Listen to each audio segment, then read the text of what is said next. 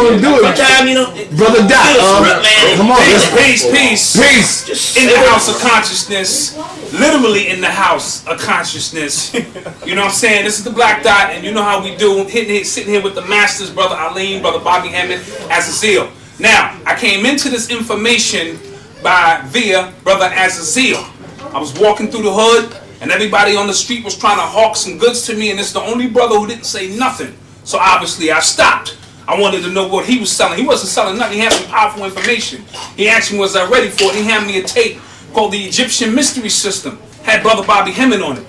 I watched the tape, and the rest is what it is. So, you know what I'm saying? The real information that we deliver always comes from the hood. It's organic. It grows from here. There's nothing fancy about it. They got the secret out right now. They're making big hoopla about that, and we've been dealing with that for 10, 15 years. But once white people put the stamp on it, it becomes so-called official. So now metaphysics is being birthed because Oprah Winfrey said that it's going to be birthed, so obviously we got to move somewhere else. You see what I'm saying? Well, she didn't say that, but she mentioned the word metaphysical. She mentioned some other sly little things. You see what I'm saying? So once she does that, and like I said, I had dead people coming up to me after this. I mean, people who was buried in the ground already, waking up saying, I need the secret. Teach me the secret. You don't know anybody who take that show? Because I was asking. I take both. I got the first. I need that. That still don't mean people don't know what they're doing with it anyway. No, they're not going to know, but at least now it's activating. It's activating, information. It's activating people's spirit on a whole other level. That's right. And that's going to be a tribute to the work of Bobby Hemmitt, Phil Valentine, Brother Alim, Aazil, all the masters, Dawood, all the masters who've ever put it down. It's just a tribute to the information because it's like a 15-year learning curve now. We learned that 15 years ago, maybe more. You see what I'm saying? It's first level metaphysics. It's first level metaphysics. Right. So it just goes to show you, all this information that we've learned over the years is real, always was real, and we're going to continue to be on the cutting edge and bring you information that you might learn 15 years from now. So with no further ado, let's turn it over to the masters. Let them do what they do. I want to say one thing.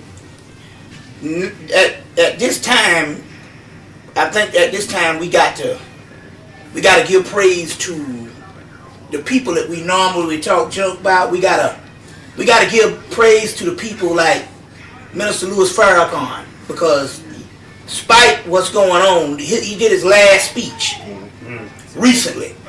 Now, if you look at it on the spirit realm, not down here the bickering or the politics, we start fighting over people's politics. And that's a fight, man, because when you really think about it, everybody got something. Hey, I've been getting down the last couple of months with Martin Luther King. When you really think about it, everybody. You see what I'm saying? So I've been getting down with some Martin Luther King. My sister called me up and asking me, my sister-in-law called me up and she was arguing about some Egyptian concepts. I say, hell, I'm in the Christian mysteries now. Now, I'm not talking about, Jesus saved the West Scholar, but I was talking about advanced, the Gnostic, the whole Mary Magdalene thing and stuff. I said, I'm into some Christian mystery. My point here is, I found a Bible on the street, and opened the Bible up and it had Moab in it. Then I done found the Hermetic material and the Deuteronomy material is the same. Deuteronomy got our whole plight of how we go through hell. And that's got to be studied. Deuteronomy got to be studied. So I'm trying to say, so it's like, take for instance, a brother called me about Dr. York. And I said, you know what? I said, now we looking at the political thing, Dr. York got in jail. I said, but in the spirit world, Dr. York spiritually had to leave you all so you could stand on your own.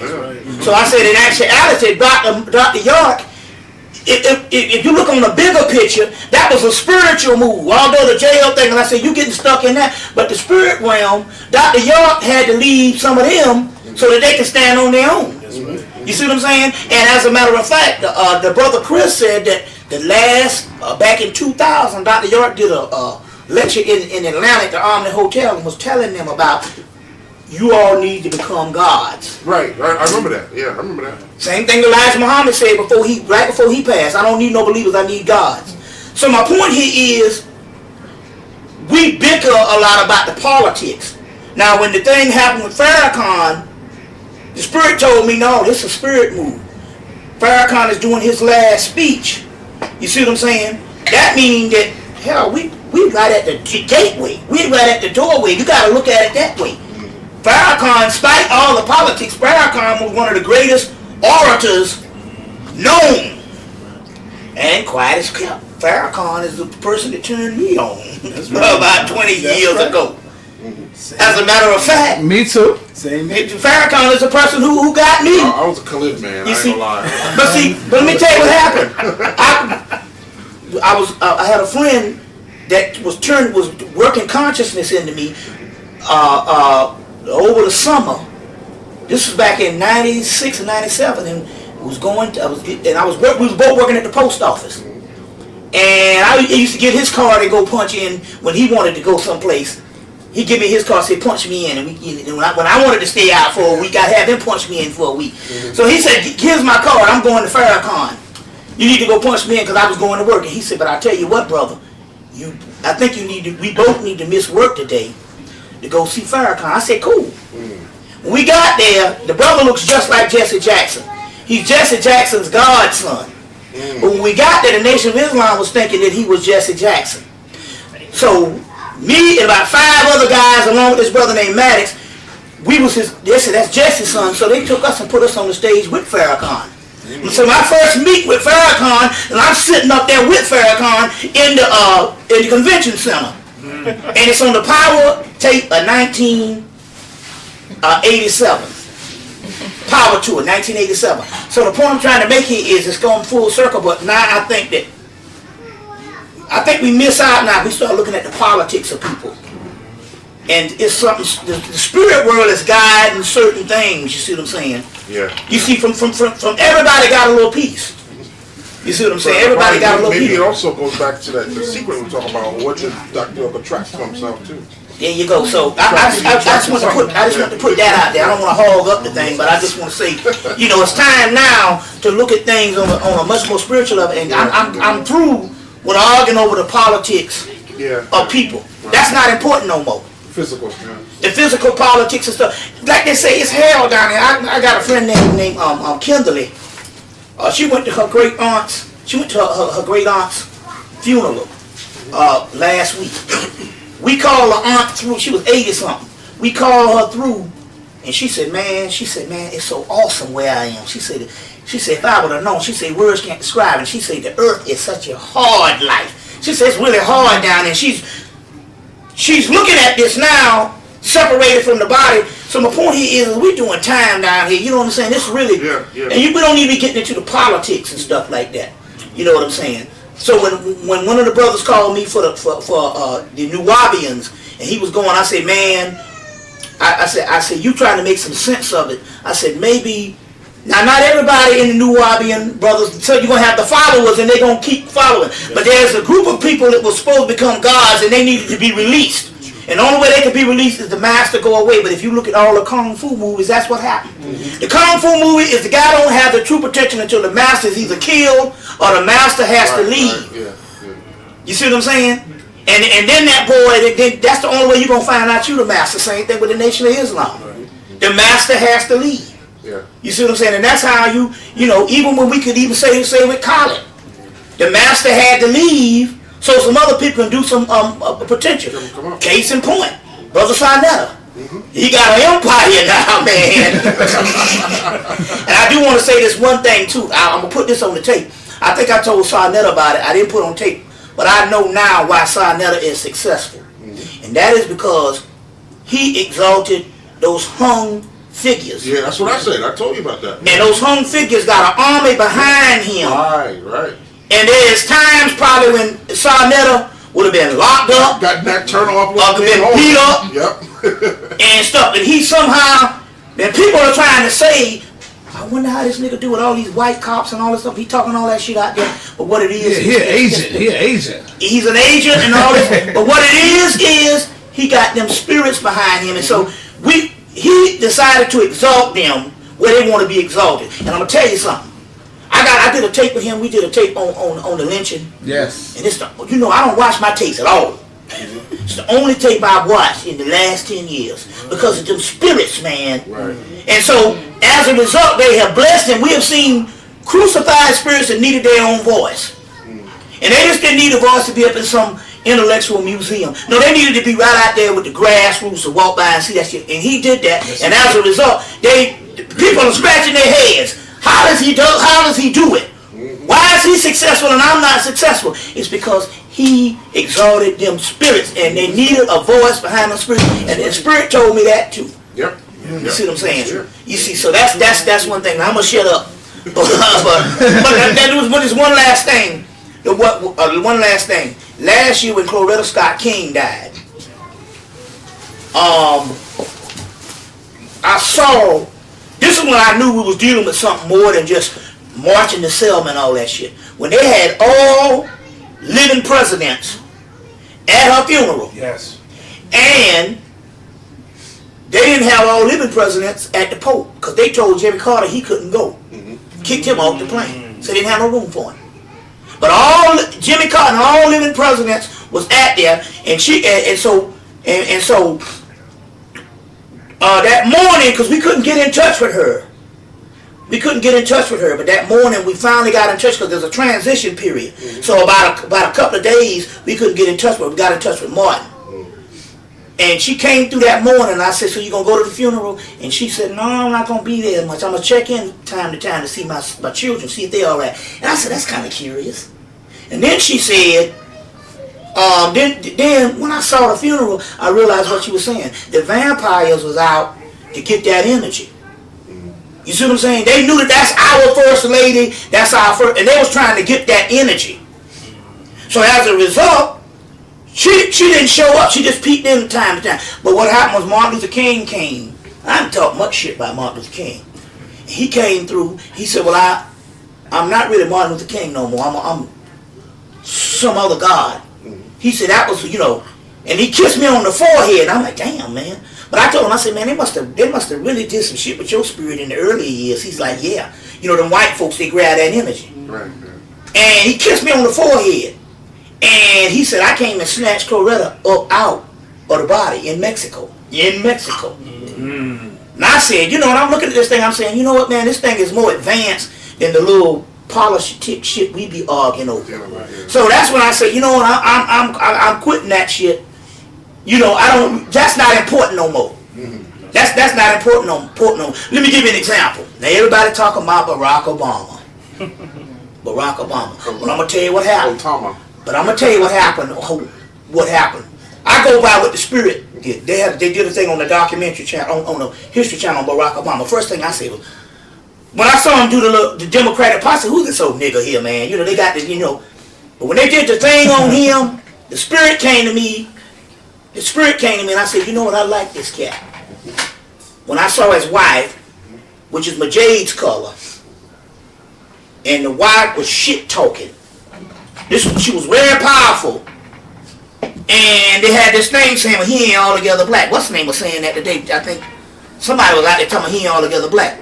So the wife came in and said, wait a minute, hold on now. I know he got a white mama, but his dad is a black African. Now, in that case, everybody we got in this America damn near mixed. And she said, you're going to compare some stuff like that. Now, I know he got the politics and all that kind of stuff, but when I saw the wife, I said, wait, he got a dark-skinned wife. I'm looking at the spirit world. I ain't looking at the politics. Right. He running for president, so what can be good about that? I said, he got a dark-skinned wife. He's a nice-looking brother. I said, now look at the spirit of black people. Black people ain't getting into the politics. Let's just say hypothetically he would win, which we know that's a long stretch. But just the image of a black man and a black woman, and know the way black people are image people. Can you know what that can do metaphysically and spiritually to people? I was looking at it that way. So when I was watching it and the spirit came, the spirit said, I like this brother. Not because of the politics, it was based on the image. And I said, you know what, that's when you get above the physical world where you start getting in this mundane stuff, where you quit judging. You see what I'm saying? Case in point, I had to quit judging faggots or homosexuals. That they funny people. You can get a lot of laughs off of gay people. You see what I'm saying? You get a lot of laughs off of damn gay people. They funny. Especially the black ones, they extra funny. Because like they say, the white one is funny, the damn black one is funny on turbo. But what happened is they did and the brother Panic hit me to this. They did remember they had a movie called Paris is Burning. And they showed all them gay brothers in New York, and them brothers was sewing, they was doing all kind of things, was putting on fashion shows. And then Panic said, you know, the government came in and killed all them brothers. And I said, now wait a minute now. What about it in them gay brothers that the government felt so threatened till they killed every last one of them? You see what I'm saying? So the point I'm trying to make here is, they knew something that was spiritual. And in so many words, what I'm saying is when you start judging, you miss the benefit of what some person might have. You see what I'm saying? Some person might have. You miss the benefit of what. Let me give you an example. I was doing a live radio show, a place called Aazil Vibes, and they do Aazil Vibes do internet radio. And the people they set up, they said, this is international. They said, this brother ain't got no money. You know, he been doing this thing for years, and so. And nobody sent in, but the only one sent some money was a sister said she used to be a hermaphrodite. And then they amputated, I think, the penis at early age, but she ended up still being a lesbian. She was the only person sent some money. This girl then came to the conscious community in Cleveland. And her spirit is so big until the entire conscious community accept her as just one of the goddesses or one of the gods. They got past because her spirit is so big. Now my point here is she was the only one sent some doggone money. And the spirit kept saying, you judge and you might miss the person that got the key to something you need, because that's how the trickster does. Right. Yeah. You judging and stuff, and they gonna send all kind of people. You see what I'm saying? You see, so my point here, just like Pastor Ray Hagen. Now, Walter Williams met Ray Hagen, and Ray Hagen told him that it was his book that started him off. So Ray Hagen did a day for Walter Williams and his wife, and they taught classes, and they said they had people from all over the country came out to see the shit. You see what I'm saying? What I'm trying to say here is, we've been saying for the longest, man, if we could get this stuff in the church, it would be powerful. And we got a black man to actually do it. Deep. And all of a sudden you go down, player hate on the black man in this. I'm like, wait a minute, hey, I bow down to you. You done got some Christians and all this thing here. And they say this nigga he got people coming from Indiana. That's right, everywhere. Ohio, they got people all over. And I'm saying, we can't be player hating on people because the methodology, man, is coming. This, okay, C. Freeman L. used to say, man, if you're going to do this thing, if you could get this through this Bible, or you could get this through the church. And Pastor Ray Hagen has done that. So it'd be stupid for me to sit up here and player hate when he has done what we were saying. People have been telling me for years, what about we can get this in the church? I'm like, oh man, that shit ain't going to happen. Yeah. He's done the impossible. So now I'm looking at this thing now saying, man, all of this stuff, from the Moors, from these particular groups, everybody got a piece of the puzzle. The problem here is nobody has the ultimate answer, but we can't be warring over this and over that. Even the Black Panther Party or whoever. Now I might say, that's a pipe dream, but when a nigga get knocked over the head, you see what I'm saying? That's right. That's right. Let me tell you what happened. They got a nigga down from Ohio in the Black Panther Party in Atlanta. He done started it up. And they shot this woman, this 80-year-old woman, down in Atlanta. And the cops shot her. And then took a throwdown and shot each other because they just broke in the wrong house. That's right. This brother down there, he one of them brothers that believed in the shit that Khaled was talking about more than Khaled. Because Khaled had his politics he had to deal with the nation, with the, different things like that. Now this brother believed this stuff, and this brother has terrorized Atlanta. I see the nigga, man, and I go the other damn way. Because he started out coming to my lectures in Ohio. I see the nigga, I go, oh God, here go this nigga right here. And somehow I go the other way and he pop up where I just went. I went, oh Lord, man. And the nigga picked me and my queen up one day and was driving us, man. And the nigga drive just like he think. Cars were scared. Cars and automobiles were scared. And I said, you know what though? I said, we need this nigga because when they shot this woman, this nigga came out like a one-man army. And when he got through, he had the entire white community and niggas scared, terrorized. So I'm like, wait a minute now. What you said, this is the methodology that this brother needs. So I'm not saying, I'm into the metaphysics and you doing all this. No, certain things gotta meet certain criteria. That's what John Henry Clark said. Who gonna do some fighting? Not us niggas up here intellectualized. Shit, you know what I'm saying? I walk up a fly goddamn stairs. It might need a damn shock treatment. But I'm ready to fight though. I ain't lying. I'll go down too. You right now. Keep shaking. So my point here is, I told some people, I told them, I need you to read this Deuteronomy. This preacher guy came up, and he started reading this stuff, and the people got tranced. It was in Ohio. And this brother has translated the whole Bible, and he says, he can show our story in every book. That's how much he has translated. He's read it about 5 times. So the point I'm trying to make here is, where we going now, everybody got a little piece. And if you start judging, you're going to miss that piece. Yeah. And so that's why I am now, like I said, That's true. time out for that. It's just like if a guy was on drugs, crack, and all that kind of stuff, and he comes up to Christianity, and that takes him off the drugs and clean him up. You don't want to come at him and say Jesus is bad and That's right. stay out of the church. You're going to try to destroy the brother that way. We victim of too many groups warring with each other. Yeah. You know what I'm saying? Now when that nigga came down to Atlanta, them niggas down there needed that Black Panther thing. I sat back, I said, oh, here go the same old shit. When that nigga got through, they was calling that motherfucker Mr. Something. And they had him on the news as a spokesman. And the white people was interviewing him and stuff like that. And I said, wait a minute now. This nigga here, man, like I said, just terrorize him. So my point is... Who is he, Bobby? Can't think of the brother name, man. I know he had the whole... Who is he, son? You don't know who he is? Nah. No?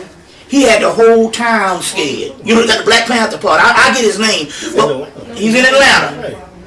And stuff, man. This boy, he's the representative of Atlanta, and this nigga here and stuff, man. I see him, I say, oh Lord, I don't feel like doing this shit today, man. Cause he travels around with these college pictures.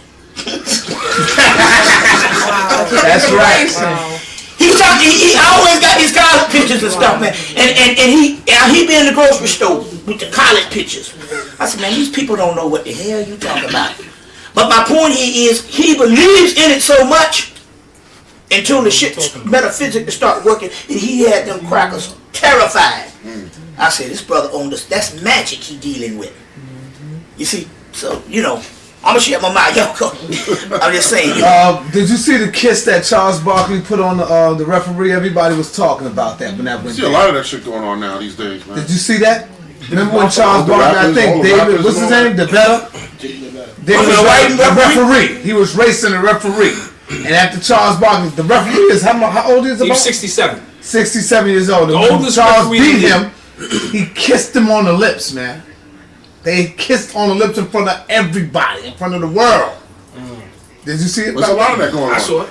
Doc got something like that on your tape. Yeah, well, the rappers do that all the time. Yeah. When they did it, I was already in the zone because I was reading that book, and my wife was like, "Yo, did you see that?" I said, "Yeah, well, I don't care. It ain't really mean nothing to me. I ain't even give a damn about that." But when I came outside the next day, everybody was talking about that. The radio stations, 98.7 KISS, everybody was just talking about it. So they felt bad that a black man had to go ahead and kiss a white man all in the lips and all that shit. Well, who said Barkley was a black man? No. Man, it's open game, and they have made the decision now. The new thing is, it's not going to show a black woman and a black man together on most TV things. They got a show called Heroes come on Monday nights. Awesome, because it's talking about all the powers we got in us. Yeah. But they make sure that the black man is with the white woman, and they got a black girl, and she's with them. Went through 2 white boys. But they never put them together, and that's the new thing, is you can get it into people's mind, subconscious mind, that black couples are impossibility. If you can do that, then you can actually outlaw or make something, just like that, You can do certain things to the psyche until it looks like it's not an impossibility. So we'll start believing that we can't get along with each other. It's just like on the porno movies now. They have outlawed the vagina. They're going straight to the behind. Now it's interesting. They got the bootlegs now. Half them shits don't work down in Atlanta. I know that. You buy them, you might get 3 or 4 bad copies. But them bootleg pornos, 100%. And they're trying to send this message. It's all about the anal, and they're outlawing. They don't even go to the Y no more. No, you know, no going down on her or nothing like that. So what they're doing here is, what they're doing here is, they're saying that the anal part is something that the man can do and the woman can do. So as a result, the other stuff is just like anything else. And it was in the movie George Orwell, 1984, the one that came out in 84, when it was talking about getting rid of the orgasm. They said, slight. Right. Yeah. Well, it's the same thing about the vagina. They're outlawing it, and they can do this in the porn flicks, you see what I'm saying, by just going complete anal. So they got brothers now, they'll come in and they'll suck the breast or whatever, they'll kiss, and she'll go down on him, and he goes straight to her behind. Just bypass the vagina. So this is going on, you see what I'm saying? And they're trying to send a psychological message and stuff like that. You see what I'm saying? So I just say that to say that they're working stuff, and I think that Dale Jones on his last stuff, he was talking about that on his thing about your sexuality. Sex prisoner. Yeah. And so they're dealing with certain things now. And one thing now is not to have the black man and the black woman together. And they're showing this with that something new it was more than just a movie. It was like a manifesto. When Hollywood produced these, they're trying to say something new with this movie was not just a movie that they just put out. No, they were trying to say, look, the other shit is passé. You see, it's passé. So it's just interesting how things is going on, Yeah. All right. Have anybody checked out the movie Ghost Rider yet? Come on, Aazil. I got it. I ain't watching it. How about you, brother? Doc? I got a bad bootleg. I'm gonna have to see it in the movies. How about you, brother? Oh man. I got to see. All right. Well, we can't even talk I about that. got a straight up real good copy. I'll bring it tomorrow. All right, brother Eileen. Do you have anything you would like to bring to the Real circle film right copy, quick? yeah. Oh, good, yeah. Children of Men was heavy. Y'all saw that? Yeah, Children of Men. Yeah, Children of Men. Children of Men. Now, the Children of Men, now remember now, the guy, the producer said that everything that's going on in that movie is going on in Europe now. So although they had the government putting the foreigners out, he said they got groups now that is talking about putting the foreigners out. So they put that in the movie. You see what I'm saying? They put that in the movie. So I'm going to tell you what, that whole thing about nobody being able to have babies, that's what they get ready to do to black women with this new virus, papilloma shot that they're going to give children. Some of that's going to be sterilization for us, as well as stopping the Kundalini energy. So there's a lot of stuff with that, And they made it mandatory in Texas and in D.C. You see, so.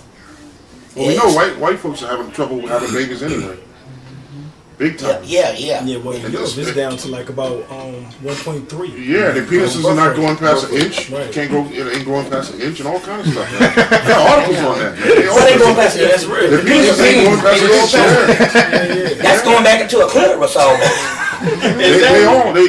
They're not even reproducing. In France, they got immigrants coming in to take the jobs because the French can't produce French people to fill the jobs and all kind of stuff. Well, that's what the movie White Skin is about. Anybody seen this? It's a movie called White Skin. I'm gonna get it to you. And it's about that. This black guy, he cheats on his girlfriend and go sleep with a white girl with his white boy, and the white girl try to eat him. And and she's like, look, basically we're not having no male children. All our male children are dying out. Now, if you know anything, they have more male boys born each year than females. The female, there are more females because the male dies off the thing. So, to not have a male children means your species is almost gone. And so, they would have mutated to the point that they wouldn't have male children. And they was trying to eat this brother. It's called White Skin. It's the bomb. Yeah, and Stars Network showed it 3 times and then they pulled it. You see. And so we in Europe. So. Did you, Bobby, did you see the movie Avengers 2? It's a cartoon. Avengers, the cartoon movie. The cartoon, right. Yeah, that's awesome. You got to check that out. Yeah. This has got with the Black Panther.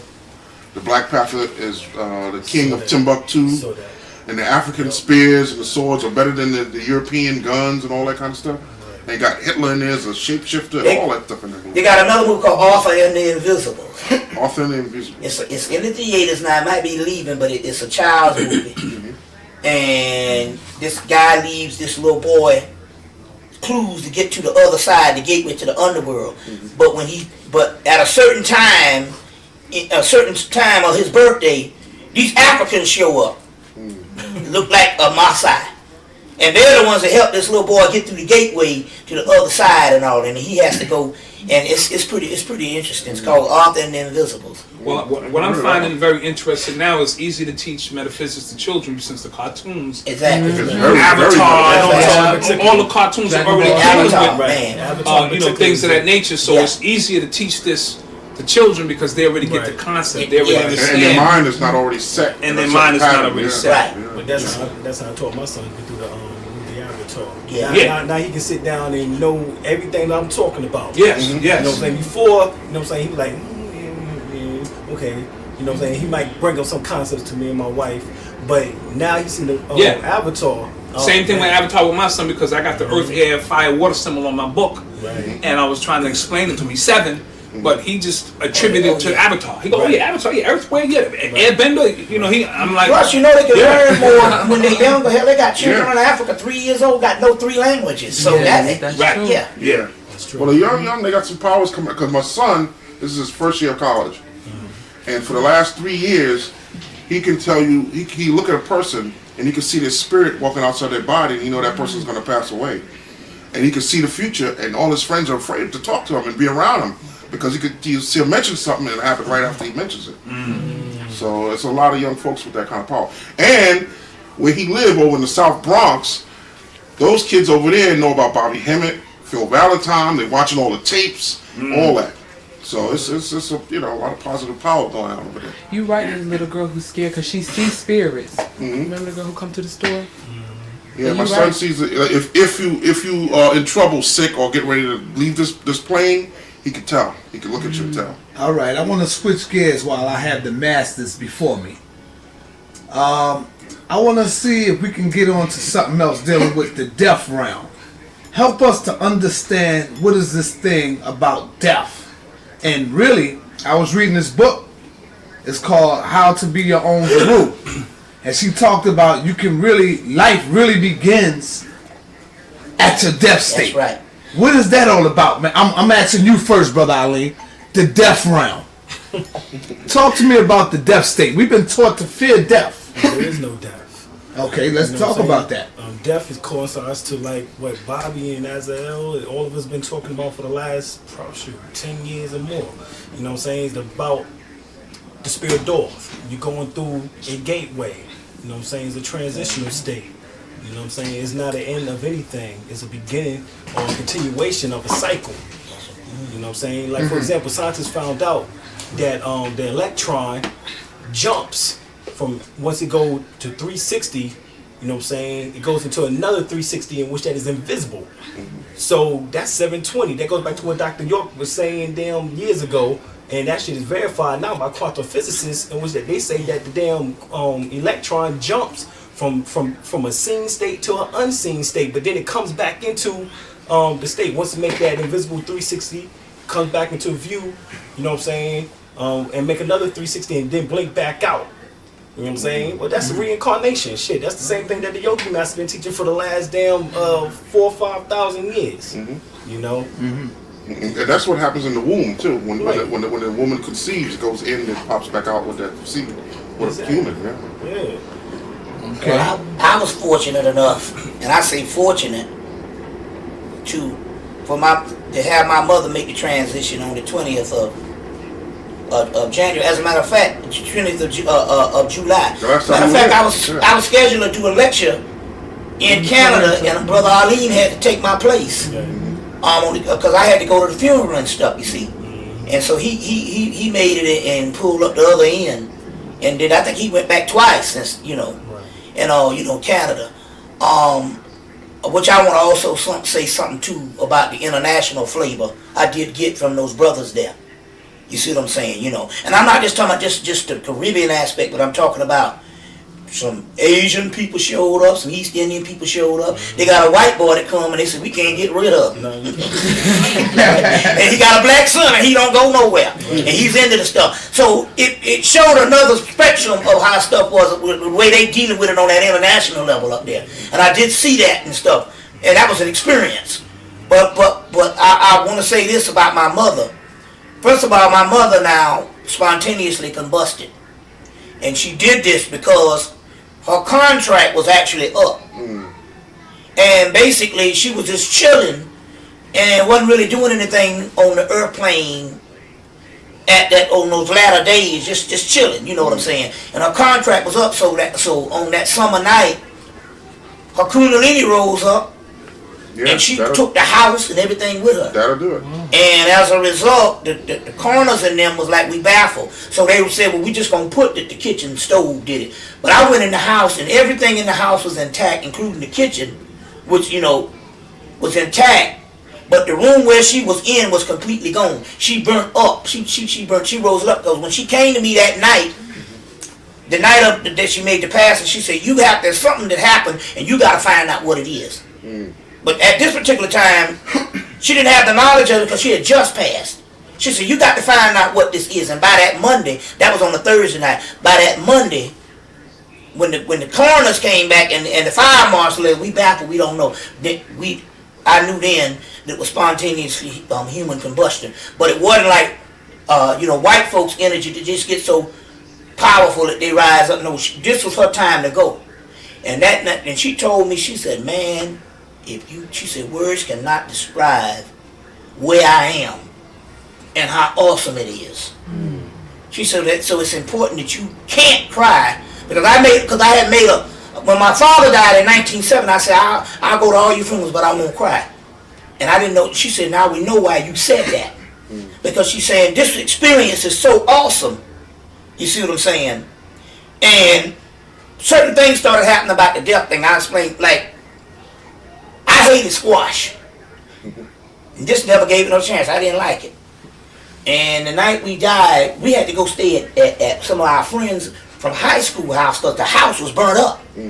So the night we died, the night after the funeral, the sister made a dinner, and she made, one of the sisters that I grew up with, she made some squash.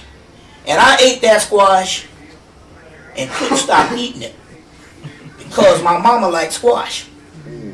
So they say when they die, they go to live in us. And for a week, for almost 2-3 weeks, I had this light. It was like everything I was seeing was like bright. Because I was catching the reflection of her soul. It was so, and it was real bright. And so certain things that she liked, I started liking. You see what I'm saying? And I started liking, and then, different things. So my point here is, when they say they actually become a part of you, they literally become a part of you. Now, she liked Coca-Cola. So on the 13th of January, we gave her a party. And I said, well, so what you want? Well, first of all, my queen went in the store and said, she came and told me to buy this cake. When I got out and we cut the cake, I said, I know why she told you. It was a chocolate cake that's yellow on the inside. I said, that's the cake her and my grandmama used to make. So that day I said, is anything you want? She said, you know me, I want my Coke. So I bought a 12 pack of Coke. Do you know, for 1 month, we've been drinking Coke and ice? Now see, some things that go beyond the physical as far as danger. It was my mama saying, this is like an elixir. So, they came on TV and said, they came on TV and said, they only said it once, that we know now that the health in America is based on soft drinks. They're saying that all other countries, France eat more shit than we do. But they ain't overweight, they ain't dying and stuff. But they were saying in this thing, they said if the soda company is the #1 thing, but they only said it once, because the soda company run the country. Right. But the point I'm trying to make here is, we've been drinking this Coke and ice for a month, but we know it's her energy. You see what I'm saying? And as a result, some of these things, some of this stuff is healing. See, some things go beyond. Yes, there's certain things you do in the physical. We understand that. But then there's this stuff that happened that there's healing, and them gods and goddesses need shit that normally be detrimental. Like that alcohol can be detrimental, but it's also healing to the gods. Yeah. So, because she said she liked that coke, and we've been doing some stuff that's been healing. You see what I'm saying? That's true. My mother is 90 and still eat fat back and all that stuff. And remember the guy in the Bronx that's 115 years old and asked him what he ate? And he said bread, light bread, fried in fat back, and a gallon of Thunderbird wine a day. Yeah. Shit, that's like my great grandma, 101. Yeah. My grandma. So I want to add on to that. Yeah. You can see? Go ahead, Brother Doc. Dealing with death or so-called death. My mother made the transition about 7 years ago, and she wasn't a church person at all. She said, look, I don't deal with that. And she said, when I pass, don't bring my body in no church. And she said, you better have a party. So when she was making the transition, people thought I was crazy. So I said, this is what I got to do. First of all, she wanted to be cremated. So I cremated her. And that was her main concern. And she said, because I spent half of my life in New York and half in North Carolina, when you get to the Chesapeake Bay, I want you to take my ashes and throw them in the middle of the Chesapeake Bay. Now here it is, it's pouring down raining when I got these ashes. And you know these ashes and shit, I said, even if the cops is behind me, it's going to look like I'm pouring cocaine out the window and shit, because I have to complete this part of the mission. Prior to that, you know what I'm saying, we gave a really big party. My mother drank Coke 45 and all that, and I could feel her energy. She was so happy. I must have knocked out 8 or 9 beers, and I don't drink like that.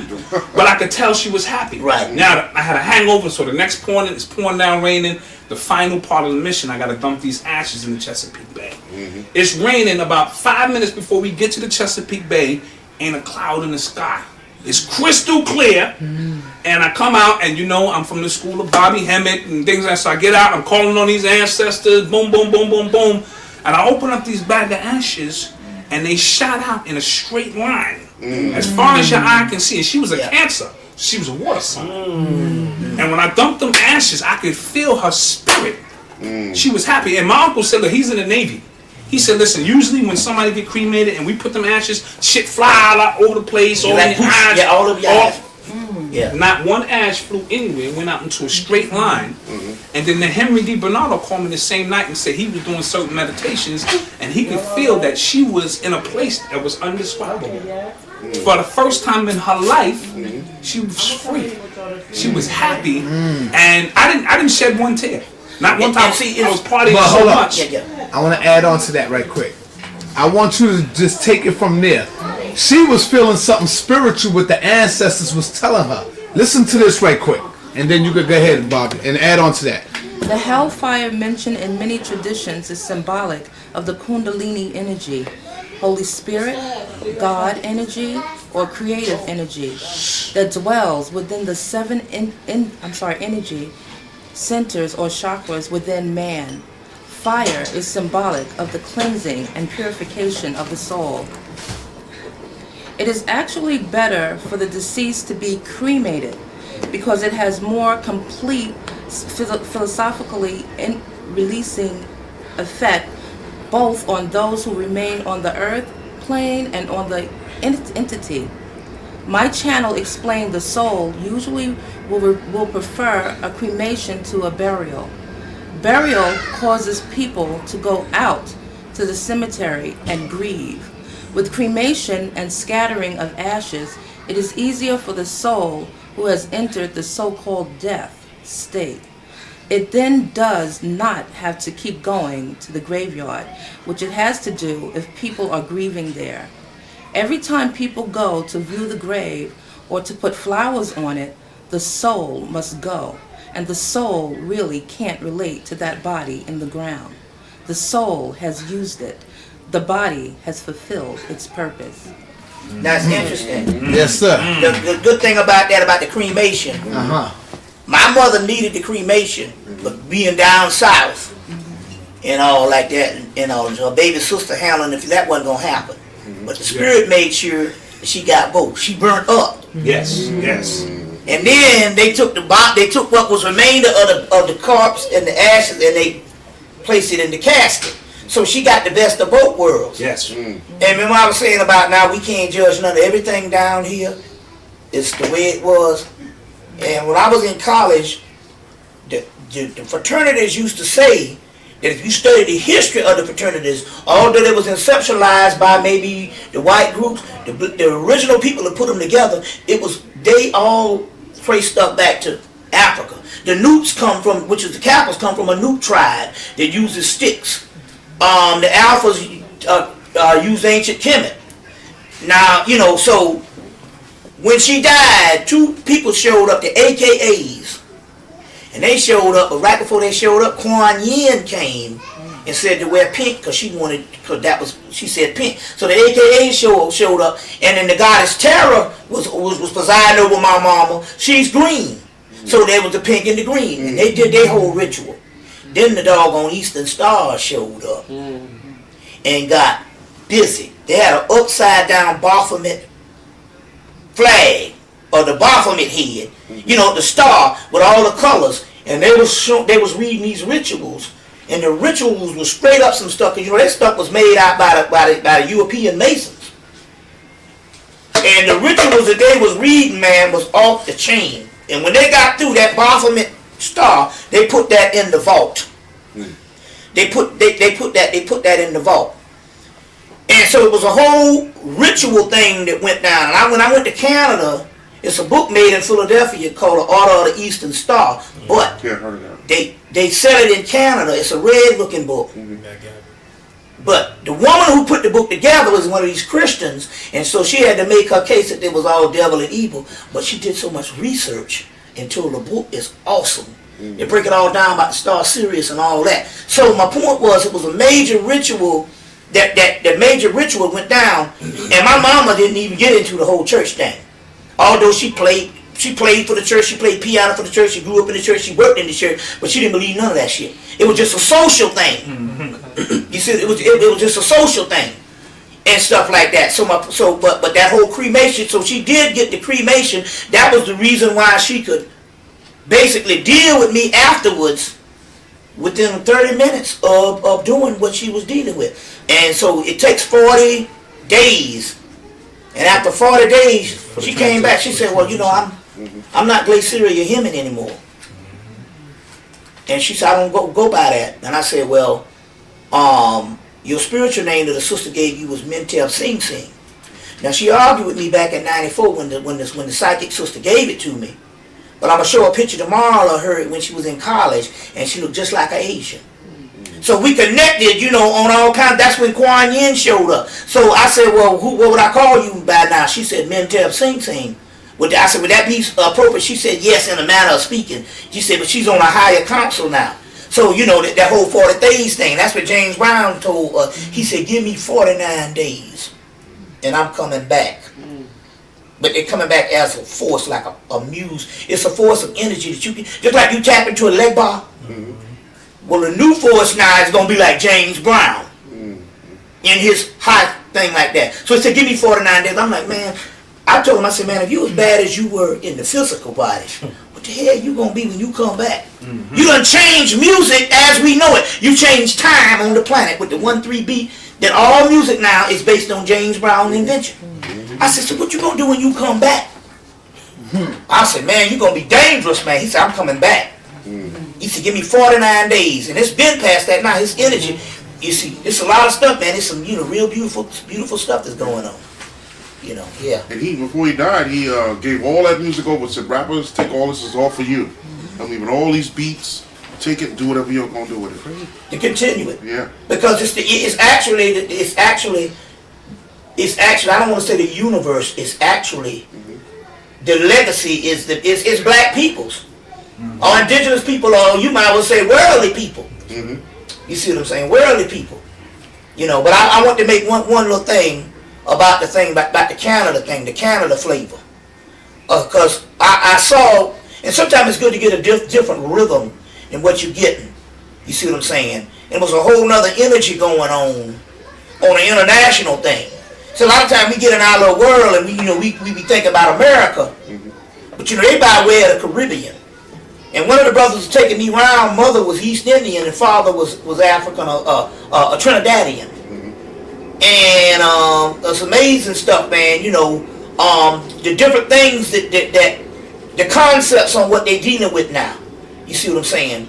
And they're at a position that whereas they don't necessarily have to be bickering like we did or taking these sides of these groups, because see, they up there, so they getting the jewels from the stuff, in here, it's a battlefield in America, Crips and Bloods, you know what I'm saying, this and that, so they don't have to, and it's a young group too, so they don't have to, Cripple or bloody, right?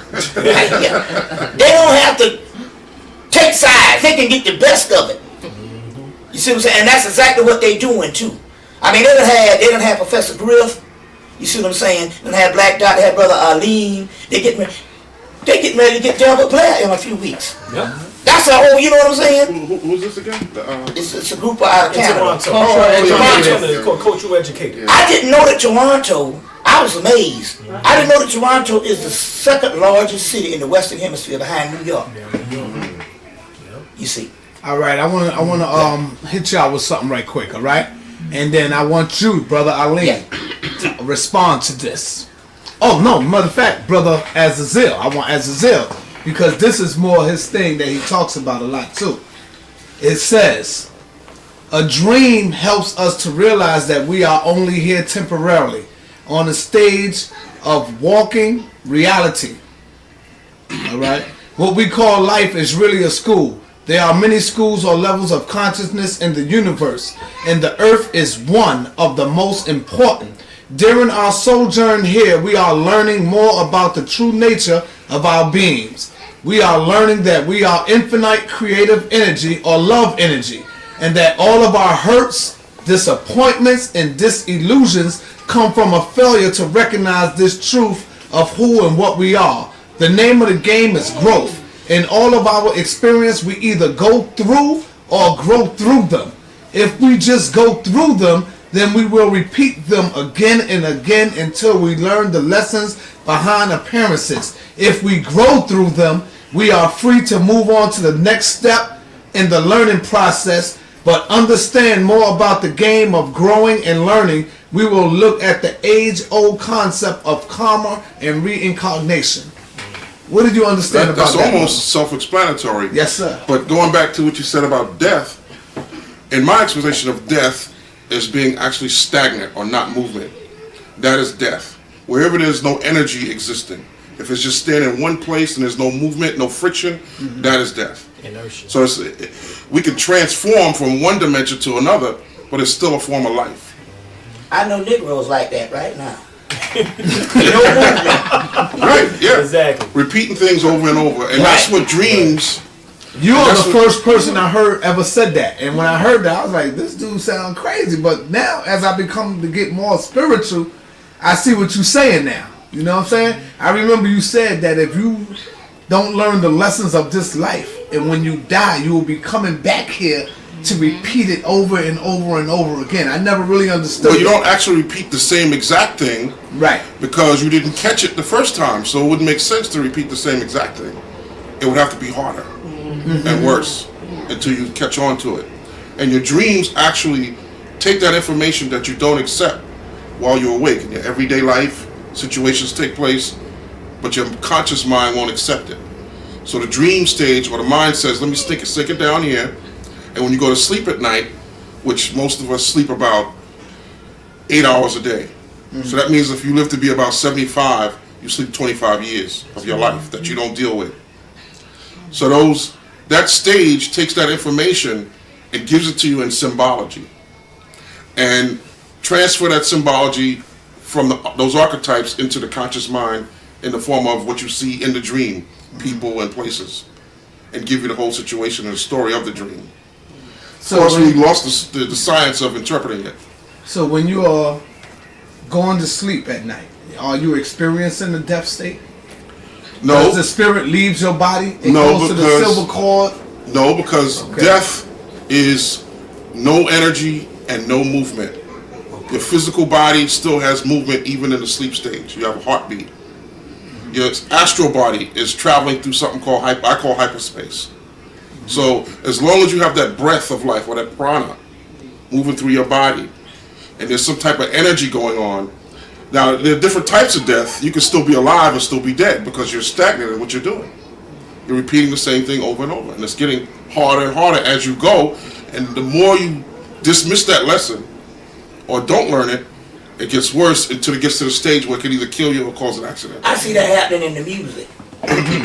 Death. Where there ain't no creativity. Right. It keeps it alive. You have to create. God's create. Yeah. You have to continually always create. That's why the job thing, that ain't gonna work. The job thing ain't work because you're not using your creativity.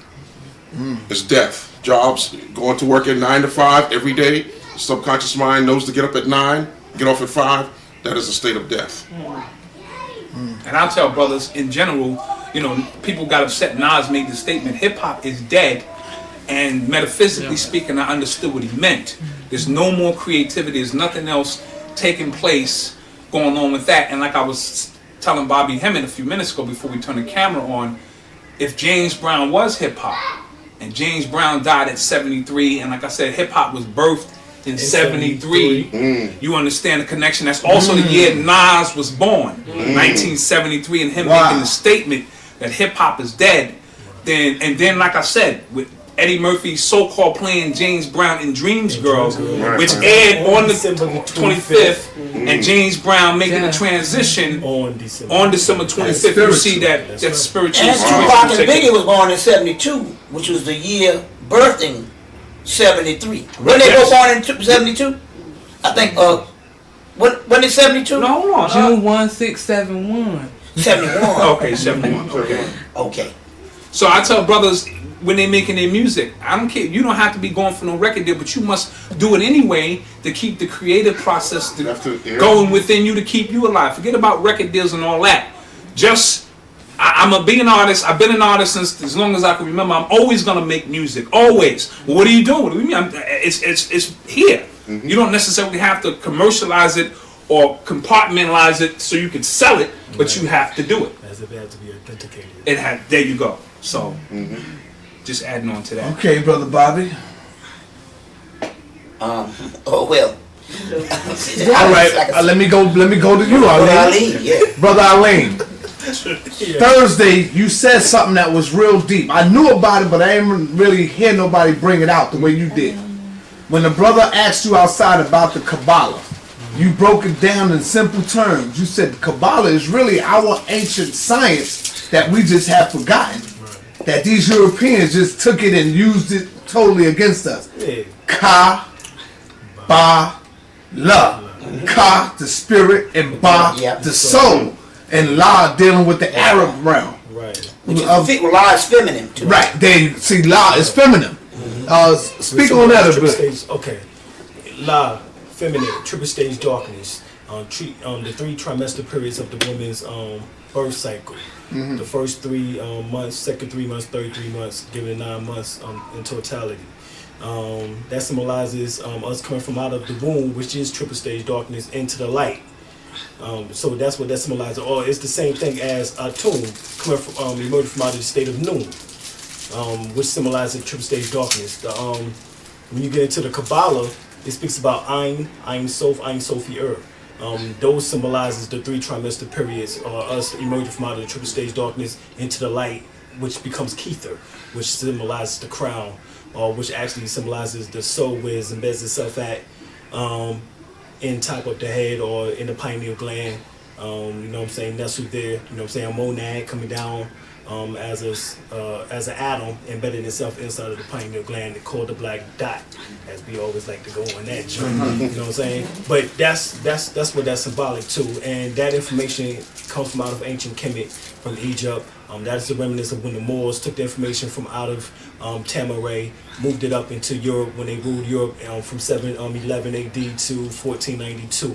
So almost an 800-year period. The Moors had that information there. When they left in 1492, some went back some went to the islands, some went to the South, Central, North America, some went into back into Africa.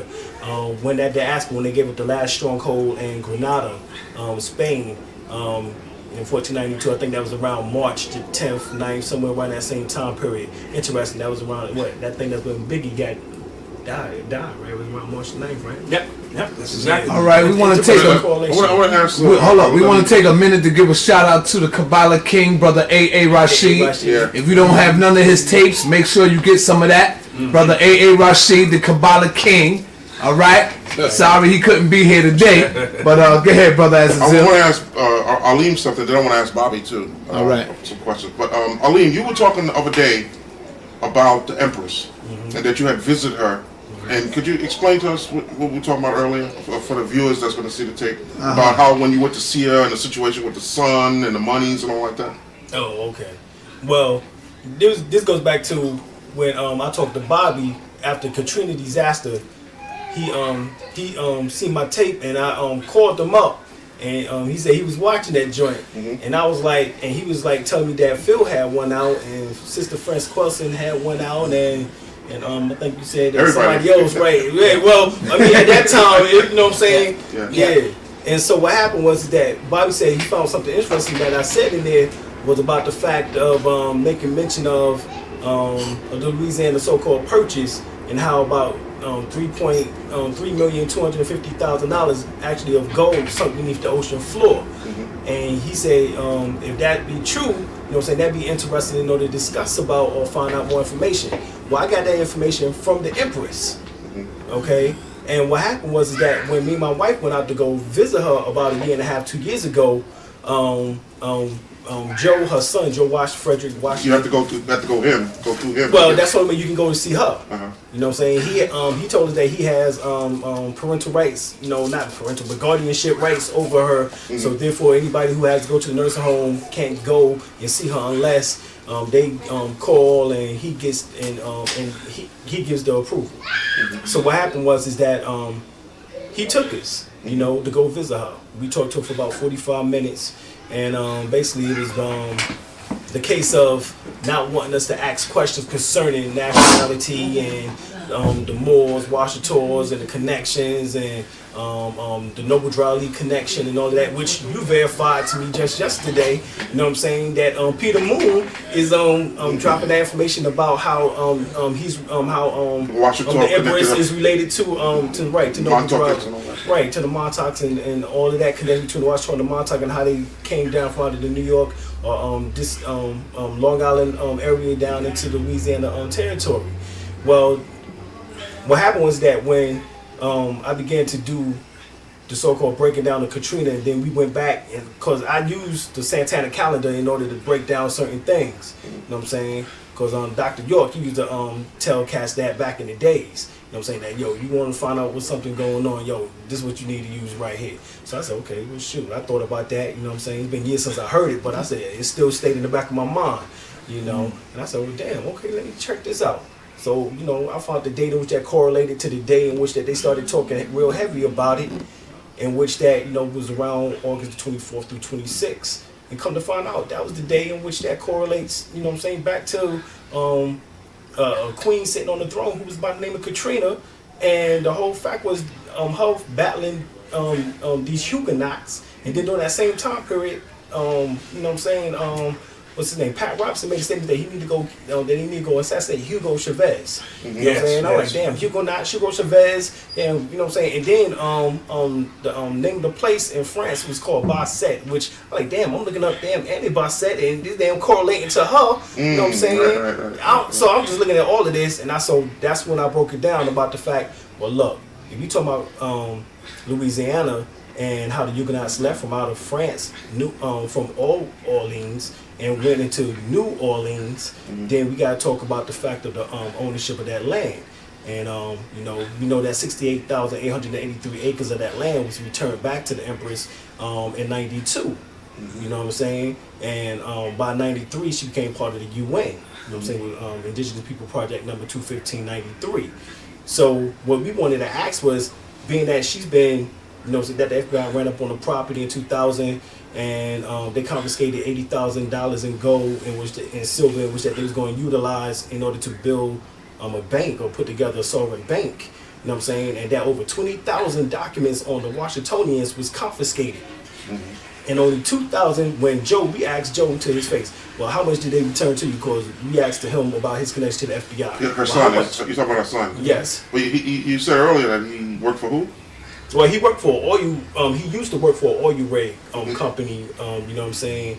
But Would he have a connection with what, FBI or something? Well, the thing is that he told us that he worked very closely with the FBI. Well, how much money did he get back? Did he say? Well, it was I guess you would say in a sense we correlated or conveyed to us. You know what I'm saying? That was about $165 million. From But that money, it was approved by the IMF, International Monetary Fund. But it doesn't mean that he received it. It was just approved. You know what I'm saying? Yeah. But the fact is that money, if it was received, it's supposed to be utilized in order to start tilting the grounds on that 68,000 acres of land over. You know what I'm saying? And you said he has a sister, right? She has a daughter also? Nah, he had a daughter. A daughter. Right. Which neither one is actually interested in what the Empress was doing at one time.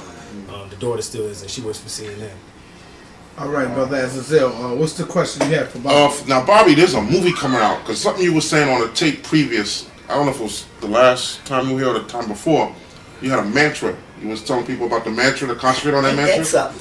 And there's a movie coming out with this little white girl or something, Exactly. where they're using that same Sri mantra. Yantra. What you think about that? Yeah. I was the other day, me and my queen was on the bed and was watching What's the TV. name? Bobby might know the name of We it. was watching TV. And we looked up into some movie about some little white boy or some kind of thing, and they got the Sri Open up Yantra. doors and stuff. Yeah. And open up doors and stuff. The same Sri Yantra I've been, been dealing with. Yeah. The movie is called The Return of Mimsy or something. Mimsy or something like that. Yeah. Okay. I'm looking, she said, man, there's the Sri Yantra right on. Yeah, so it's just interesting, man. It's just like I did a movie called, up here is called Outside the Circles of Time, but down there it was called Pan Outside the Circles of Time. And then now you have Pan's Labyrinth, which is the movie. So, the Spirit told us back in 95 that they inspired these white folks to put this stuff in the movies. So I know how things can happen inspirationally because I've had the Spirit actually inspire me to do things, and they can work you just like a puppet. So they do a lot of inspirational stuff to inspire them to put certain movies at certain times. So that's just amazing, man. You don't think they watching your work? Come on. Man. Oh well. Yeah, well they let's put it this way. Remember I we used to go with Ginger. She was about 12 years younger than me. And when we went to this mounds in Jackson, Tennessee, when she got off, she was open, and man, I was just asking her anything in the universe, just doing it. And so channels would come through, and one of the channels was that they got a room in DC that they got people, and their job is to read every metaphysical book, every novel, watch any tapes, anything, because they got people come buy those tapes right off the street, and ship them to them, and they do everything. So they got the access to all the stuff that's out here.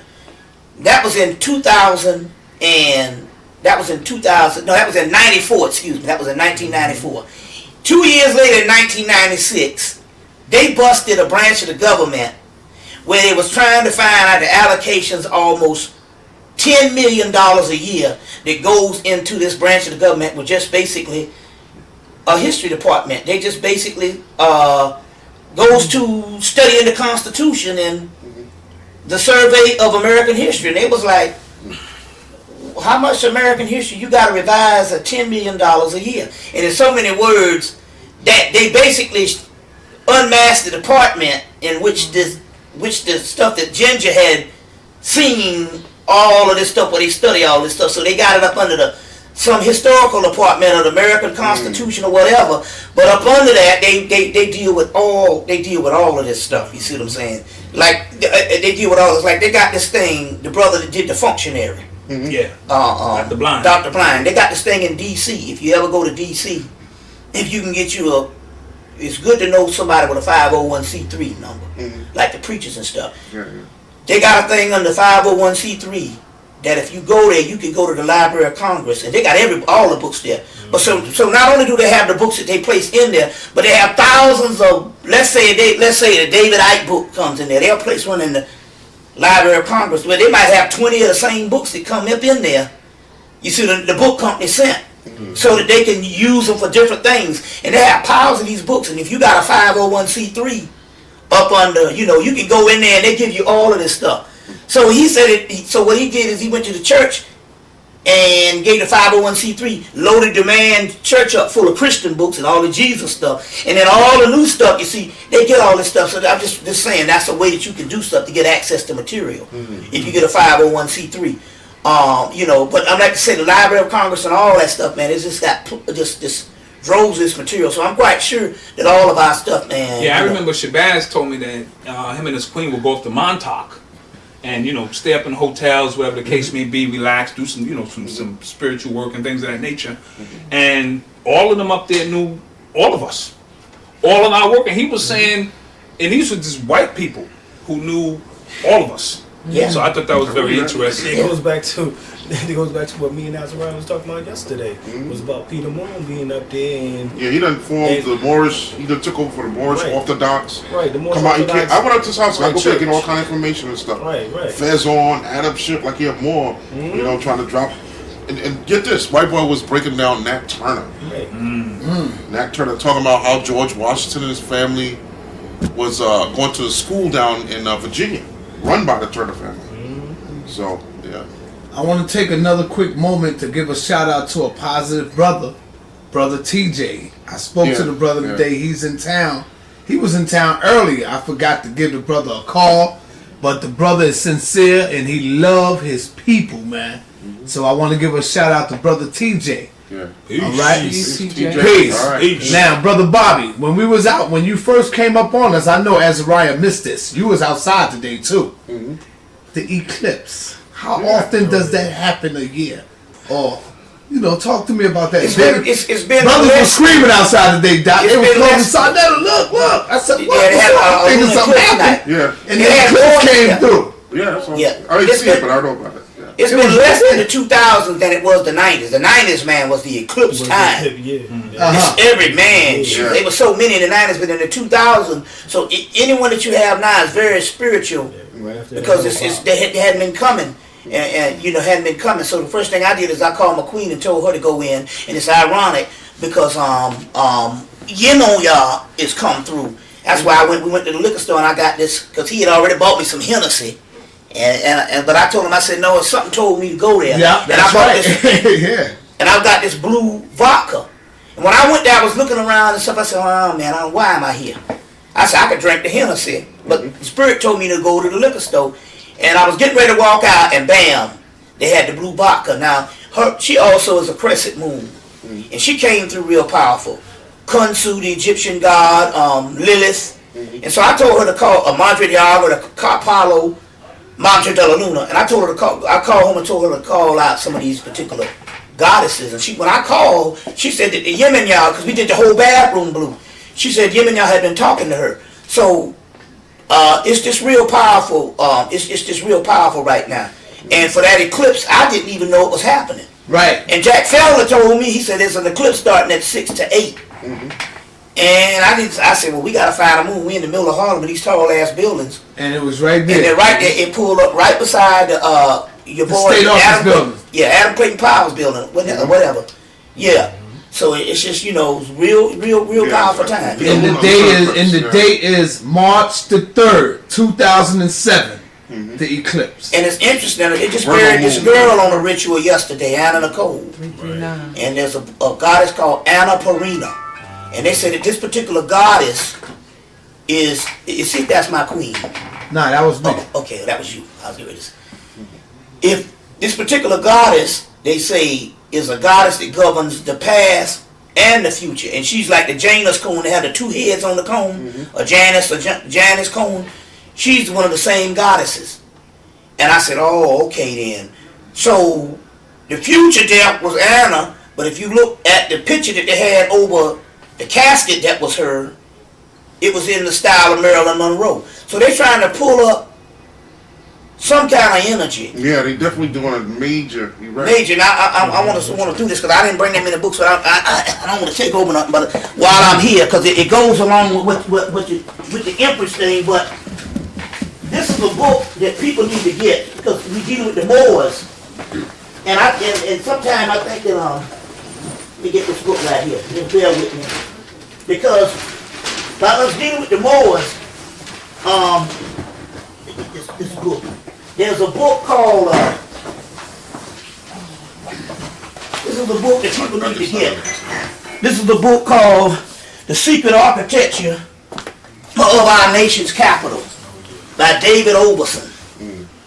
There's a book, Benjamin Banneker is all through this book. Hold it up for the camera. The Secret Architecture of Our Nation's Capital by David Overson. It's a major study on the star Sirius and the goddess Virgo and also Aset. All in the nation's capital. But when you break this down, this has something to do with Anna Nicole's death and all of that. That was a major ritual. Now this ritual shut down CNN for 3 weeks. And when and the person who put her underground was a black man. The choir was black. Wow. The 3 pallbearers was black. So my point here was, that's a major ritual that they did. Serious. This girl was a striptease laughing stock before she died. All of a sudden now she's Marilyn Monroe. What's the other white girl with the big breasts?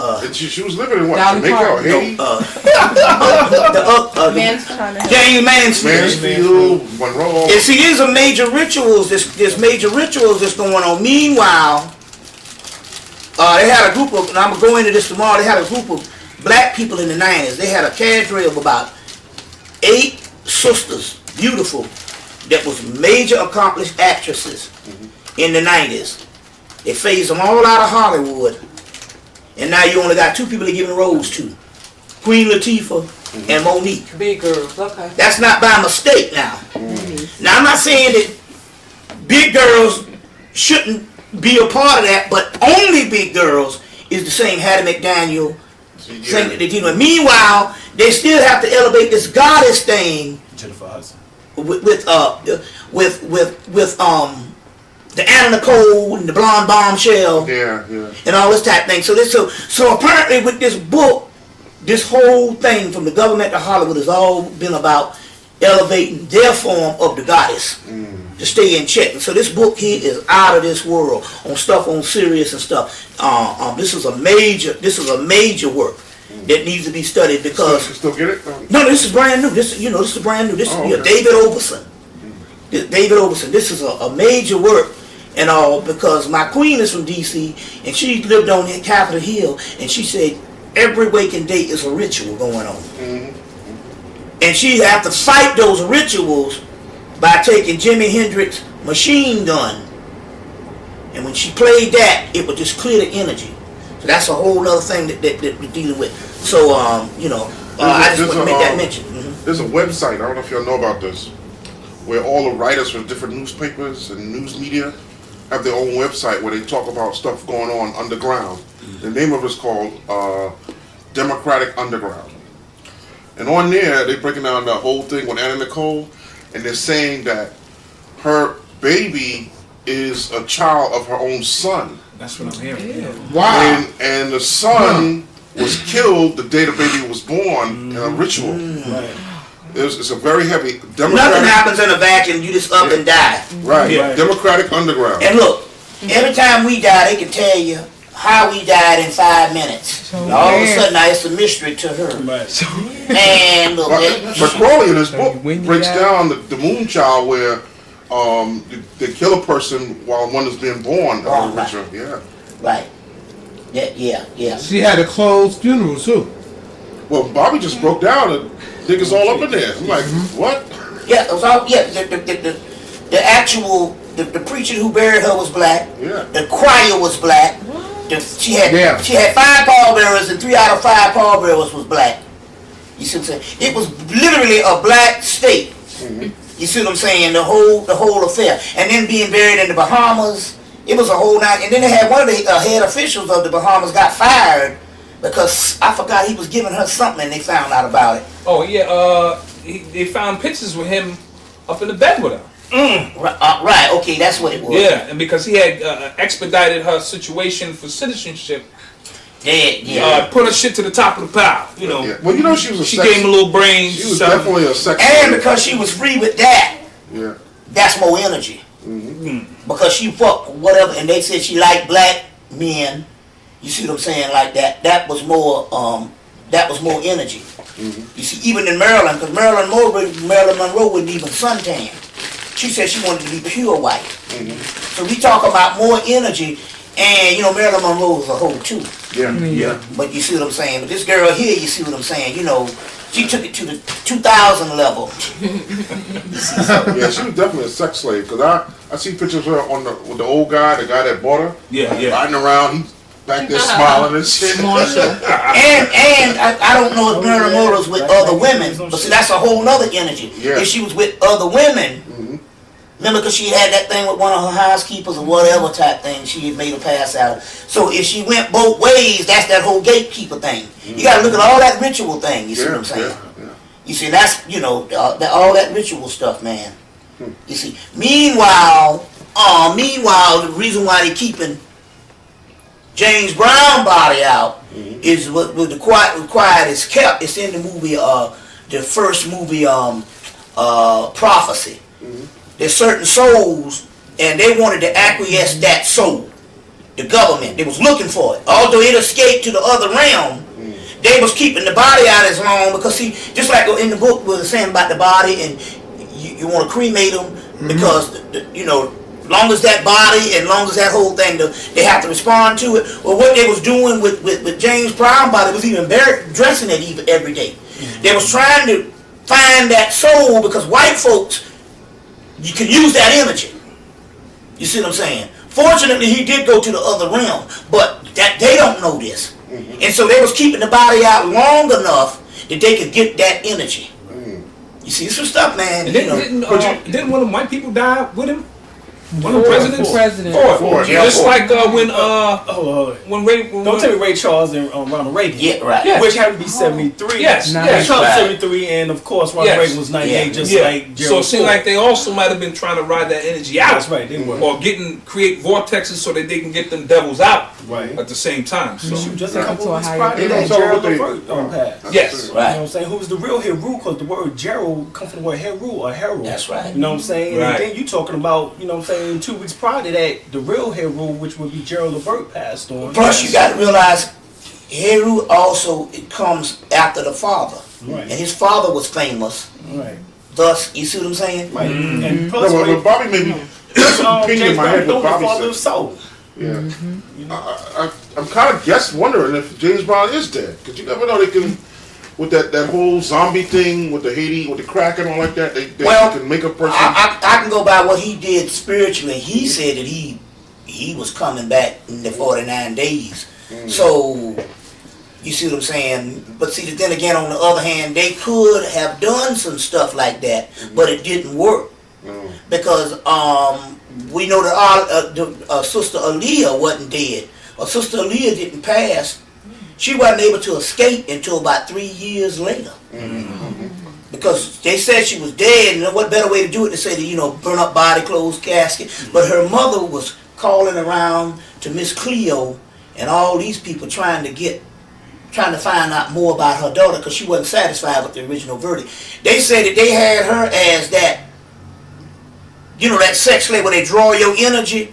They did that with her, they said, for almost for almost 3 years. So And then you got James where they had his body in the Apollo. Right. And remember, he played in that, what was his last movie that he was in? Right. Rocky 3 or 4, Right. and he came out singing for Apollo. Apollo is Horus. And that's Horus. So just make those connections too. Yes, it's May's grand ritual. And then if you get Reverend Bouffant, which is straight up government agent, because I know everything. Right. You see what I'm saying? Who's Reverend Bouffant? Al Sharpton, real Okay. dangerous character. You see, I said I wasn't talk shit about the conscious, but this nigga here is real dangerous and all. And even when he told Steve Copeland to look out for, because that mantle has been passed from Jesse to Al. Mm-hmm. And them some dangerous brothers there, man, the shit that they hooked into. Yeah. You see. So he was presiding over the whole thing, man. You don't put nothing past anything when you're dealing with that type of stuff, Yeah. Any questions? Any questions, Brother Alim, Dot? Any commentary? The Queens. Let's hear from the Queens. Let's see what kind of questions they have on their heart, their mind. Sister Majay. Saved by the bell. Sister Majay. You know me, I'm a poetic sister. Do you have anything that's on your heart, on your mind, you would like to ask the brothers while you got the chance? Dealing with anything. You can deal with anything. Sexual energy. I'll be hearing your poems. You got the masters here. I can't even think of anything right now, but if I do, I'll shout it out. Okay. I don't want to. How about right now. in the news recently in New York, it might be in Georgia too, but they showing all of a sudden Taco Bell and all them all of a sudden got a bunch of rats running around. Rats don't know where they at, like they just got out of a cage or some shit. Clean as a motherfucker. Say, ooh, no, they don't want to step on dirty shit, and they telling us now all these rats are infested in these fast food places. And we know Bobby talked about how they growing these motherfuckers now. But I mean, they showed this shit on national TV. That's right. All week long, 2 weeks. And you could clearly see that the rat don't even belong there, like they escaped from a damn cage or something. And it's a commercial? No, sir. No, this is real. 3 days. Yeah. And they're saying that KFC and Taco Bell. Yeah. It's infested with rats. And they showed about 20, 30 rats all over the place. Out of place. Literally 20 and 30. They showed it on the news. People will come by at night when the stores closed, and they would bring their camera and see how the rats is running all over the goddamn store, running, jumping up on chairs, all that, man. Oh, this is real footage of rats. This just happened recently. I think it was on the east side. It looked like the rats was happy to get out. To walk around the store. Hey, Bobby, not no mice. Rats, dude. Rats. But clearly, and this was in KFC with all the blacks and Puerto Ricans going up in there eating. I'm just happy I ain't go up in there, man. And niggas still eating from there. Nah, they closed right now. Nah, brother, I went downtown. I was downtown on 14th Street. The shit was open. The shit was open. I swear to God, man. Damn, I do know one thing that's going on right now, which brought to something. You can't eat around nobody that's got to make sure when you eat now. I don't care what it is. You can't eat around nobody with some messed up energy. Because the frequencies now, when you eat, you open up. Right. And the frequencies now, you see, are so open now. Until anybody that's got some messed up energy, you can't be eating around them. No. Okay, what about when you cooking and you angry? No, you can't do that. It's the same thing. It's the same thing. As a matter of fact, they did a girl. She graduated from Oxford, an Asian girl. Sound like she British, but so she went back home to Asia, and she went in all the Asian restaurants and was giving up these secrets. And the Asians made it. They said, "Well, how did this food? What make your restaurant one of the top ones in Asia?" And they said, "We do a little ritual around it as far as happiness. You know, happiness. We put love in it, and we do happiness and stuff. So each meal is prepared like a ritual for happiness. And as a result, there's a movie called Simply Irresistible, and it deal with all that, as well as the movie Woman on Top with Penelope Cruz with the goddess Yemoya is in that movie. And she said, make sure when you cook this food, you share it with someone you love. It's got to be all that type of stuff, which we know that's what we survived with pig and all that back in the day. Was with love. With love, basically. With love and stuff like that. Which they also did a actual survey in the 1970s that they said that the best dietary systems on all the humans living in America was the black peoples. And we eat all kind of shit. But what it was is, this was before we had that love, and before the welfare took the black man out of the home and all this. We had a family union, and it was actually love like that, you see. I had some Jews come when I was working. I had some Jews say, we want to go to Harlem and eat at Sylvia's. Right. We need a black man to take us up there. This is when I was working. But I know in Christianity, this is where prayer comes from. You really just asking that negative energy to go back to its source. Yeah. They just Christianized it, that's all.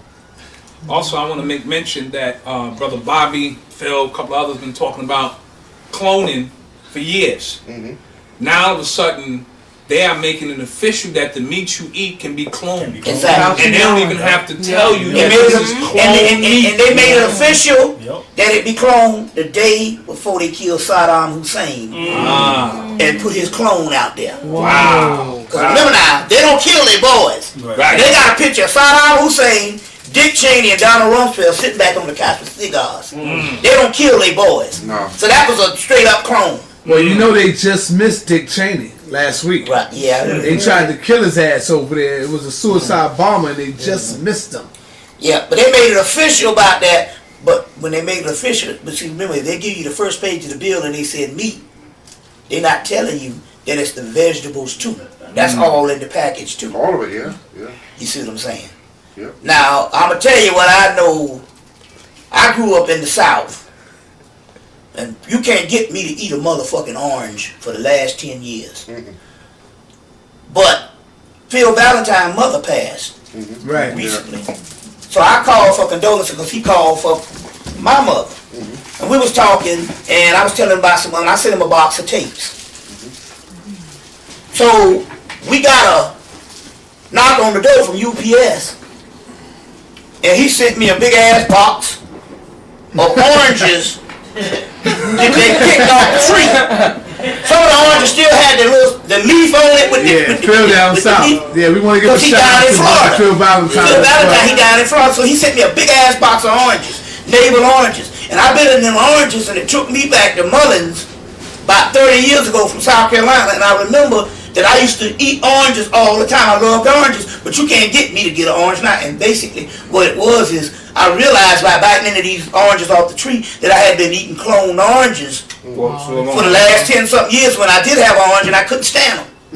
Yeah. But when I bit into these oranges off the tree, it took me back, and I said, man, I ain't taken oranges like this in about 30 years. And he got them off, they walked down the street, and he said, about a mile up, and they picked them off the tree. And he sent me a big ass box filled with oranges off the tree. Man, So, I gotta call them up, man. Same thing with grapes. I gotta call It's hard Phil to up. find real grapes. Right, so all this stuff is all this stuff is cloned. You see what I'm saying? You know. So when they made it official, they just saying that way. So to say now, if somebody complain about I got some clone meat or whatever, you can't sue nobody now because they made it official the day before they killed Saddam Hussein. All right, here's the question. Does it matter? I ask you that because I see niggas eating, drinking, do what the hell they want, and nothing can take these niggas out. Well, I'm going to tell you something about meat. And some niggas, you know what I'm saying, can't make it. I would much rather eat the clone meat, if you're going to eat meat, than to eat the real meat if you not doing what the Jews do with the kosher thing. See, there's a ritual to eating that meat, and they're killing it, and those animals' astral bodies still be over that shit, be hovering. So that's the reason why the Jews, and they got that from the ancient Egyptians, they bless that meat and get that stuff off of it. Now the clone meat, you got so many clones of a clone until you don't have that problem. The animal is with the original body. It was never alive. But I'm trying to say it's something to that when you know they bless that meat. You see what I'm saying? You know, that whole kosher thing. And that's that whole kosher thing. I want to say this too. I want to say this too. Yeah. When you go in that courtroom, now I'm like this about playing the game. That courtroom is they shit. Them Jews. Now Automatic said that the reason why he didn't get back into the bar after his 10 years because he said a Jew have to walk you down the aisle and plead your case for you to go back in. My queen, a sister had gotten in some trouble. She was gonna get one of the best black lawyers in D.C. Spirit told my queen, motherfucker, you shit. After Johnny Cochran, you crazy as hell. So you better not go get. Hell no. She went and got a top Jew. And when the Jew went in there and got through with them, and I think the sister was in the wrong, whatever it was, the damn court called her sister up and apologized. Damn. See what I'm saying? So I'm saying this. If I get in trouble, I'm going to get me a Jew. And I'm going to say, Archie Bunker said this shit. Archie Bunker was supposed to have been a racist on the show. But he said, I got me 3 Jews, who will pick your bones clean. Now I'm talking about the system. Now let me tell you what I'm saying. When I get down, I'm going to go in there as a Jew. I ain't going as no black Hebrew. See, the Jews got this thing to say that Jewish is not a race. So I'm going up under the white boy shit, the fake Jew. So when I go up in there, I'm like, no. They saying, are you black Hebrew? It's like, no, I'm fucking Israel. Now what am I dealing with? I'm dealing with magic. That's I'm right. dealing with the trickster. Yes, sir. There it is. Next, when I went up to D.C. to get her, she said, let me show you this letter. The court sent her sister a letter apologizing because she went up in there with a top Jew. And when they went up in with that Jew, the Jew was like, now you got to have apologized because that's the ritual. So I'm just saying this here to save some niggas from going to jail. It's not about ego. I'm a Moor. You already know you're a Moor, so you don't have to broadcast that. Right. I'm an Egyptian. I'm the original Hebrew. No, that's for you and your own spiritual element to God, or to your own higher self. You know, or however you want to call it. I'm saying when you go up in their system, I'm going as Israel. Zion. Israel. Because they give you a thing, they tell you it's a part. The white Jews, knowing that they're not the real Jews, say that Judaism is not a race. So, see, what I'm trying to say, we gonna win this game, and a lot of niggas is going to prison. So we need to start trying to win the war. And you gotta play the trickster thing, because look, that's what they do to us. They come up in our shit and play the trickster shit. That's right. Okay, my point is, they beat us at our own game. So we gotta beat them at their own game. You gotta beat them at their own game. So the point I'm trying to make here is, the next time a nigga get in trouble, don't go get the best black lawyer. You see what I'm saying? Don't go get the best black lawyer. They had a brother that was a genius. He was only 23 years old, and he was putting people on the stock exchange and was getting them millions of dollars. And the government came in and lied on him and busted him, and he ain't did nothing wrong in Virginia. The only problem was he got Bill Clinton's lawyer, but he wasn't no Jew. It can't be. You got to get you a Jew. So I'm just trying to say how to win the game. If I ever get caught up in some shit, I'm not gonna go get no Johnny Cochran, because after Johnny Cochran whipped their ass and they killed him. That's it. But it's a system. I'm not gonna get no good white boy. I'm gonna get me a hook nose, bagel nose Jew. Hook nose, bagel eating, locks, perpetrating the fraud. That's what you gotta get. And because she said when they went up in there, the judge they said motherfucker did some shit, and the judge said dismiss. And then about 3 weeks later, she got a letter from the fucking court apologizing. And she was wrong like a motherfucker, whatever. So I'm just trying to say here, we're not dealing with a court of law. We're dealing with principalities. So and we're dealing with a spy system. So I'm going to be as Israel. I ain't going as no Hezbollah. I'm going, okay, you can do that shit, but the court is run by them. That's right. Yeah, it is. You see what I'm saying? They run that shit, and you got to go up under that type of shit. I just said that, man, because we losing too many people because we don't know how to play the game. See, the thing about it is to be smart. You see, the thing about it is to be smart. We just looking at a breakdance shit here. They got our shit, and it's international. International breakdance contest, and nobody saying nothing about the history of this shit come from black people. It's all over. But I'm just trying to say they use us all the time. We need to start using them. And this is what I be trying to have, this is what I be telling some of the Moorish brothers. They are not going by what you know. They are not going by the laws that you know, man. You got to understand that this is they shit right now. You and they goddamn shit. And they going by, they got a whole new law that they're going by. It's they shit. You know? And so they saying when Automatic said that you had to walk him down. And I understand what he said. He just, he's at age, he didn't want to deal with it. But I'm just trying to say here, before me being all proud, before I'm getting locked up, and I think Dr. York should have dealt with a Jew. Now, the ADL is the people who got the award for arresting him. I'm about to say, they wanted arrested him. Now, understand that. But my point is, he could double up. They got two splits of white Jews. One that don't believe in the state of Israel, and the one that say, no, that shit's supposed to be in the, They got two. Well, get that other Jew. Which one? Get the other Jew. And you got, pick your white person or pick your side of the Jew. If it's just like the Sunni and the Shiite, you got to pick that other damn Jew and battle that shit out. But I think that Dr. York, at this particular time, I'm going to tell the brothers on this, because I'm quite sure they got another lawyer, they ain't got another nigga. And they going to say, school is out for these niggas. Now, Dr. York want to get out, he need to get him a hook-nosed, bagel-nosed Jew. See what I'm saying? That's what he need to get him, man. And that nigga be out, that nigga be sipping coffee. You see what I'm saying? That morning, man. But see, they done got 2 or 3 black lawyers. But I'm just trying to say, I'm learning how to play the game now. And it ain't about, see, he can ride in prison fucking with niggas. Right. That's right. The thing is to get him out, so if they see them niggas, we done got another lawyer. The brother said, we just paid money on another lawyer. I'm like, you done got another nigga.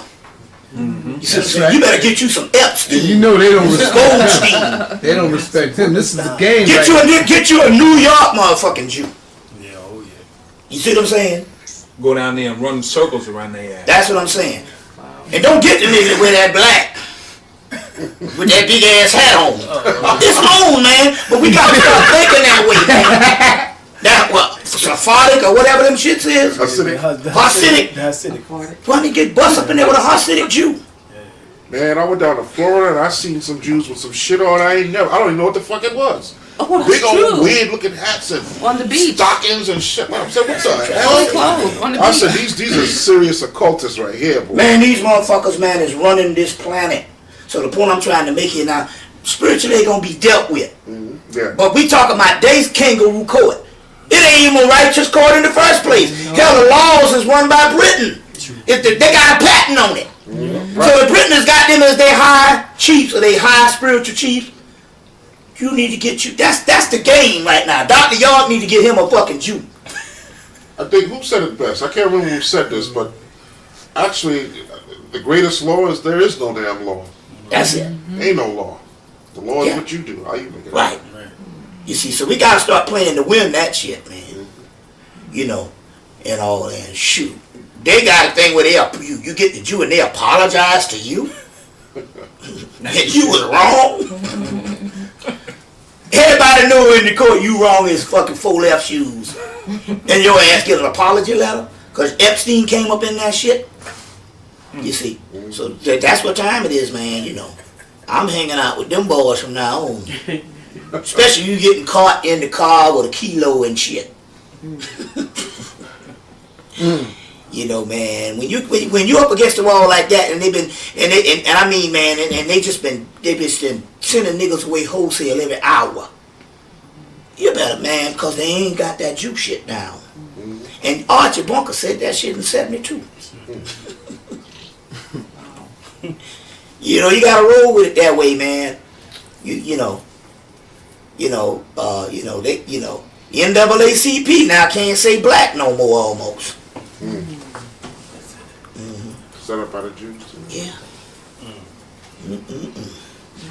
Have you guys ever checked out like the African movies that are out now? Which one?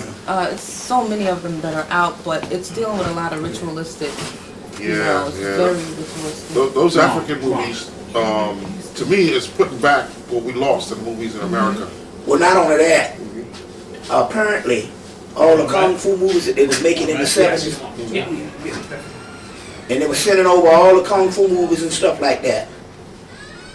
They was making occult movies at the same time.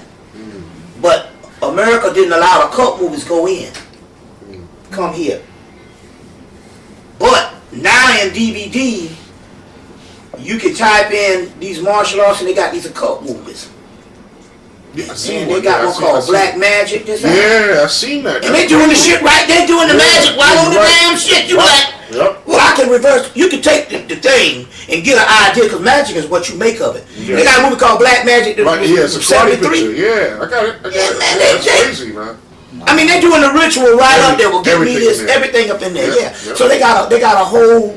When you go back, if you get it, they got a whole website with literally hundreds of these movies, and you can order them. Wow. You know, and all the occult stuff that the United States didn't bring across. They brought the karate stuff apart, the kung fu stuff, but the occult stuff stayed. But now Yeah, because that it's on black DVD. magic is heavy. That black magic is But awesome. you gotta. I'm telling people, you gotta check out these African movies, Have to. man. I mean, every kind of ritual and I go around to Sexual different places. rituals. I go to I got a spot in the hair braiding place. I ask these people, You like is this those, shit real? They said, this is real. This is real shit. They're practicing. I mean, they got all kind of stuff going on in these movies. But the good thing about it is that they have the storylines and the stuff that we don't have in our movies anymore. They have that in there, the cultural stuff and all like that. But a lot of magic, man. A lot of magic. We watch one every night. Every night. Brother, And if you want to know Aazil. what goes on between, as far as Every women, night. sneaking around on trying to run the games on other women and all that kind of Oh stuff. yeah. Get it, man. All right, Brother Aazil, what are some of the latest projects you got coming up? You know, you always got something stirring in the pot, Well, brother. right now I'm trying to open up Harlem Botanica on 125th Street, so I'm working Okay. hard on that. And also create some new devices. See if I got one right here. You know about the organ. I talked about the organ before. And I got one right here. And what I did was I added, because organ is sexual. Uh-huh. I added the female archetypes with it now. And what I did was I charge it now with light.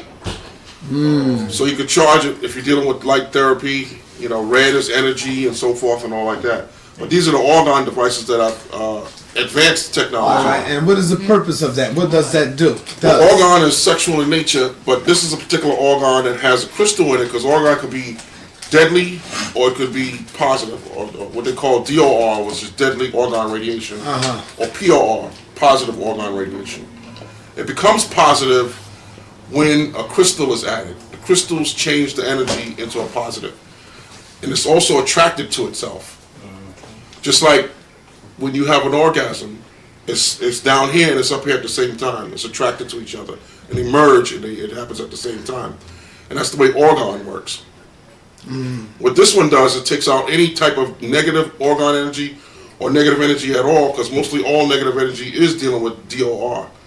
For instance, if you go to a graveyard and you have dead bodies there, that's DOR. That's deadly organ radiation. You can't stay there. You can't live there. Otherwise, you start getting sick, cancer, and all that kind of stuff. This changes that vibration. It puts out the POR. Man, that look like some freaky deaky shit right there. Well, That- you know, that's actually- Bobby had his That's own for remedies. you, Bobby. That's why I brought that one. That particular one, yeah. Well, Bobby have his own remedies. I know Bobby talked But about. that one, he you just had leave the light this, off about a minute, turn it off, and then, you know. Bobby, you talked about the skull in the pot. Do you still have that? Yeah, in the house, yeah. Yeah. As a matter of fact, like I said, everybody should have some type of altar, and stuff, just for protection or whatever, Yeah. but the presence, the actual presence is real powerful.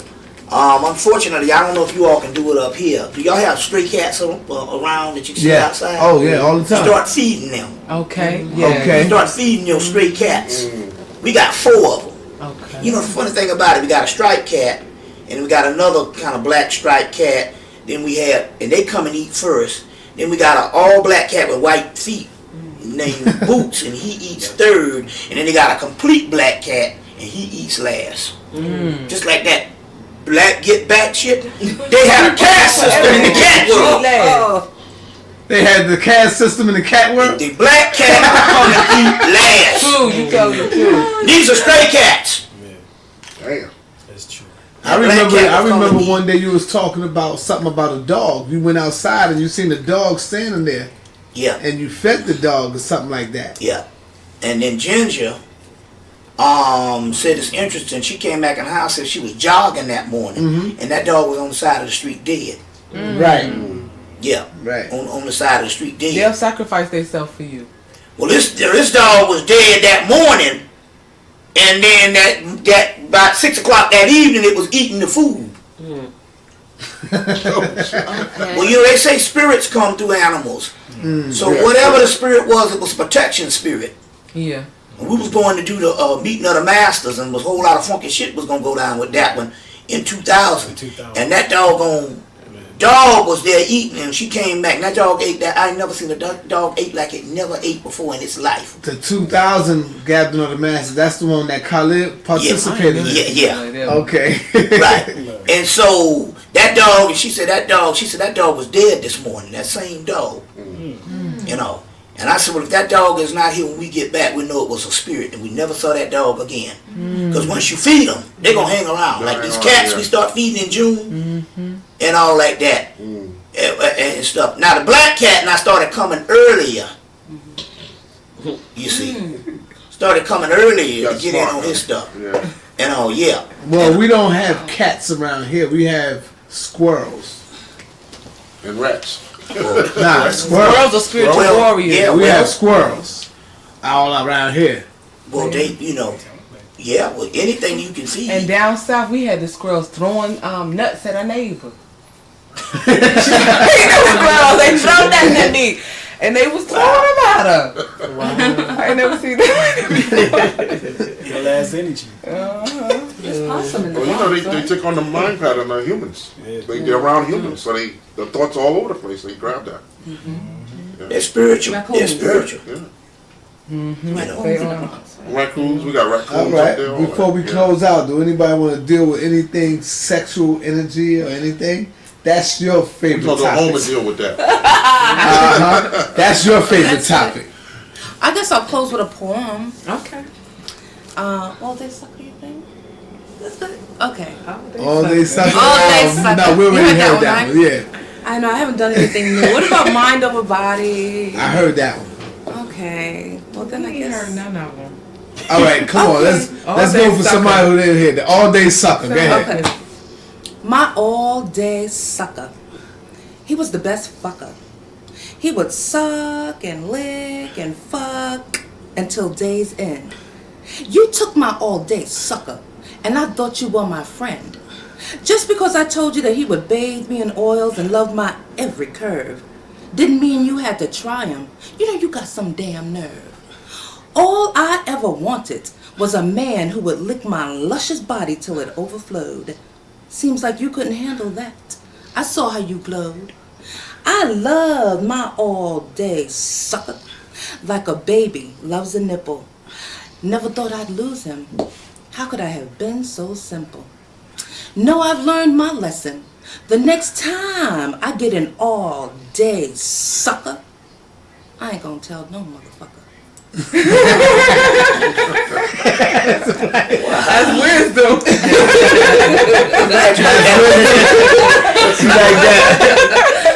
I'm glad you put that on the tape. Just for you, Bobby. You want to come down and take a look at the.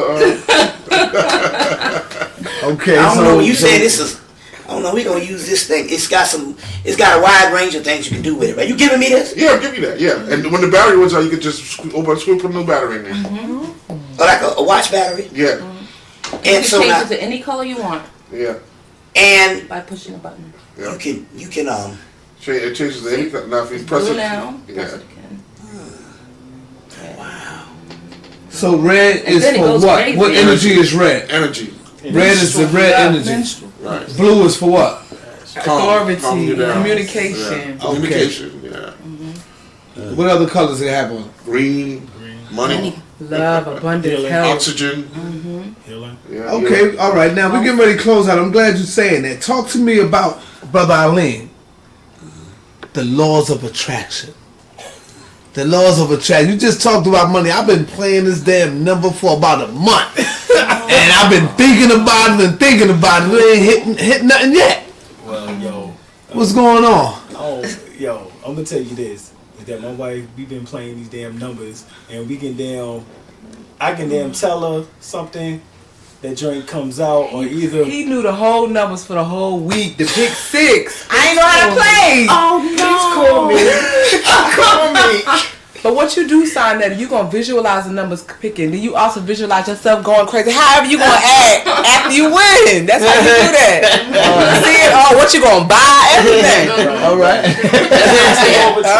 Real. Right. You have to visualize that shit. You know what I'm saying? I do. And in detail. You be winning? In detail. I win, but I do. I don't win But, big. see, but in your subconscious, that might not be the way for you to get money. It might not be a system for you to handle. That might be good for them, or you know. Well, like I've been dealing with the scratch-offs. I do too. That's the Now, way. now, let me tell you what I do with the scratch-off. You see, in order to do with it, you buy. How you deal with it is just to get it to pay for itself. So you can't deal with it if you're just buying $1 or $2 tickets. You got to buy $20 worth of tickets.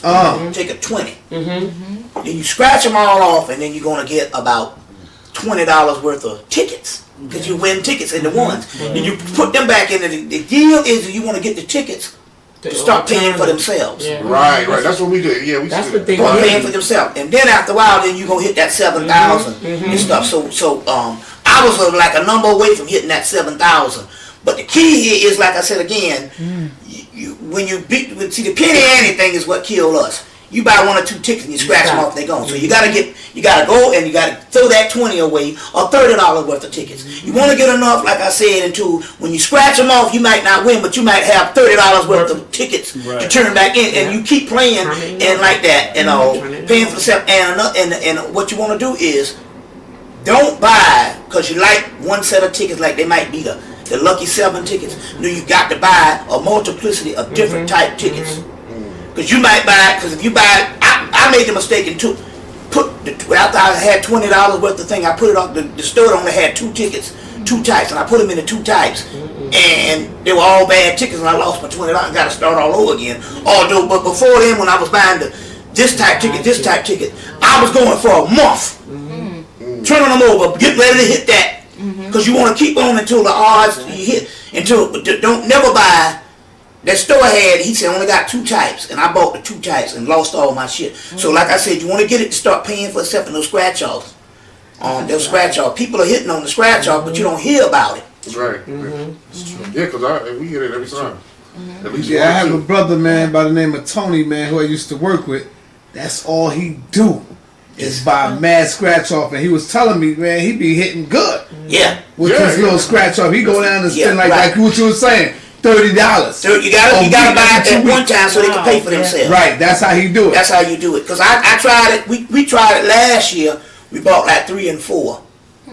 That ain't what the hell. That ain't nothing. And all of them wrong. And so this year I saw a woman came in there and she said, "Give me $20 worth of this and $10." I said, "Oh, that's how it's done." And then I did that. I came up behind her, and they paid for themselves for a whole month until I fucked around. But you got to get the different ones. Don't just do when you say they paid for itself, what you mean by that? You can. What means is, okay, you might not hit no $7,000 or $500, but you might get enough to turn it over. Each one of those things might have you win a ticket, you win a ticket, you win a ticket. You win $2, you win $2, you win $3, you win $5, or you win $20 today. And then you just take those and keep turning them back in and getting more tickets. Right. You see what I'm saying? Other than getting discouraged because you got the 5, you didn't with the 5. It's gonna come to get the 500 or the 5,000, but you want those tickets after you get your initial 20. You want that 20 to last for a month. Just in the tickets you win. Just keep on turning it over. Yeah, you'll win tickets all day long. On just about every deck, you'll win at least 1 ticket. You see what I'm saying? If you, that's why I say you got to play more than just that one different. You got different types you play. You see, and that's how you do it. But the scratch offs, I was, because the spirit came to me because I said I need to know if I start doing these scratch offs, will I win? And they said yes. And the next day, I almost won the 7,000. I said, wait a minute. They want me to keep a flow of it going. And then you hit. You see, you can hit. You can win up to $7,000 in them things. That's good money. Speaking of keeping the flow, I remember going to Atlantic City. It was my first time there. And as I was walking down the aisles, because I wasn't sure which machine to play, and I swear I heard a machine call my name. I swear I did. I turned around. The first machine that I saw, I put in like my $5 or whatever, and I got $750 something. That was the spirit. Yeah, I mean, it literally called my name. I said, huh? I mean, I really thought it was someone. And I went back, and that was it. Then I went back maybe that following year, and I hit again. So I went another time, because you know you're supposed to do it in threes. And every time I went, I kept hitting. It was all under $900, under $1,000, because I think after $1,000 you have to pay tax on it or something like that. So I was always under that. And I went back the fourth time, and I lost all my money. Man, so I was like, that's you know, it. spiritual energy is real powerful. I left my wallet with $600 in the ship, right on the thing. Went and stayed away for about 2-3 hours before I realized my wallet was gone. Went back. Right there. They had it locked under. They had carefully locked it under lock and key. Or the other thing is, I have dropped some money and gone back, and it's right there where you dropped it. That's the spirit is shielding stuff like that. You see what I'm saying? But like I said, the money was right there. They had taken it, and the lady said a customer found it. Which means that could have been gone. You know, it's obligated for them if they find a wallet to lock it. She said, no, a customer found the wallet. That was the spirit that does it. You can get in that flow, man. But sometimes it's good to, like for instance, somebody left their keys in their mailbox one day. I took the keys and handed it over to, instead of going, you know, and somebody else would have took it and would have went in this mail or whatever. I took it down to the office saying somebody lost his key. The very next day, the same shit happened to me. Somebody took my keys. Whoa. Right. That was the Very best next for day. you. Now I found a white man wallet. And got it, you know, it was already somebody stole it. I would've And took took the that. shit back in the crack up. No, it had no money in it. Oh. I took it back to crack up and looking at me like I stole this shit. I said, man, I'm trying to help you, yo. I said, man, I should have maxed out your credit card. I ain't giving a white boy back his keys. No, There wasn't no money in it. Yeah. But that card It was just, it had some credit cards, and I took it back, and he went in his pocket. He went in his pocket and gave me $20. You know, for finding his wallet, but he act like, you know, this is, man, I think I was in my 20s and stuff, but he act like I took it. Oh, And he I said, caught man, karma for that. You know he did, Bob. Huh? He caught karma for that one. You have to say it in 2 minutes. 1 minute. 2 minutes. 1 minute. Well, I'm glad Bobby's in town. We out here. We come out to promote the lectures. I know that with his business. We all working together doing the same thing. Harlem Botanica. Support Harlem Botanica. Come in and on 125. Brother Sinetta, House of Consciousness. Brother Rich. And so we got Brother Aleem here. We got Bobby here. They're both going to be doing lectures tomorrow. Want to come up and support the next time they come. All right, Brother Ali. Hey, I'm happy to be in the gathering of the masters. You know what I'm saying? Yeah, I've been knowing Bobby shit ever since damn like '94 when I first went to his damn first lecture in Clark. He was teaching at Clark University. You know what I'm saying? And my man Aazil went up in there because we've been watching him on videotape for damn 3 years prior to that when we had our bookstore down there called Hall of Knowledge in Fayetteville, North Carolina. And you know, we was there, you know what I'm saying, watching him teach for like 3 years. So my man Nas started going down to Clark, so I used to go down there and visit him before I moved down there in '95. All right, the tape gonna cut off, man. All right, do your thing. All right, Brother Bobby. The tape gonna cut off. Let's get it Well, on. If it cut off, brothers and sisters, that's the end of the tape. Well, I can say at this particular time, we need to take this particular time and not be at war with each other based on ideology.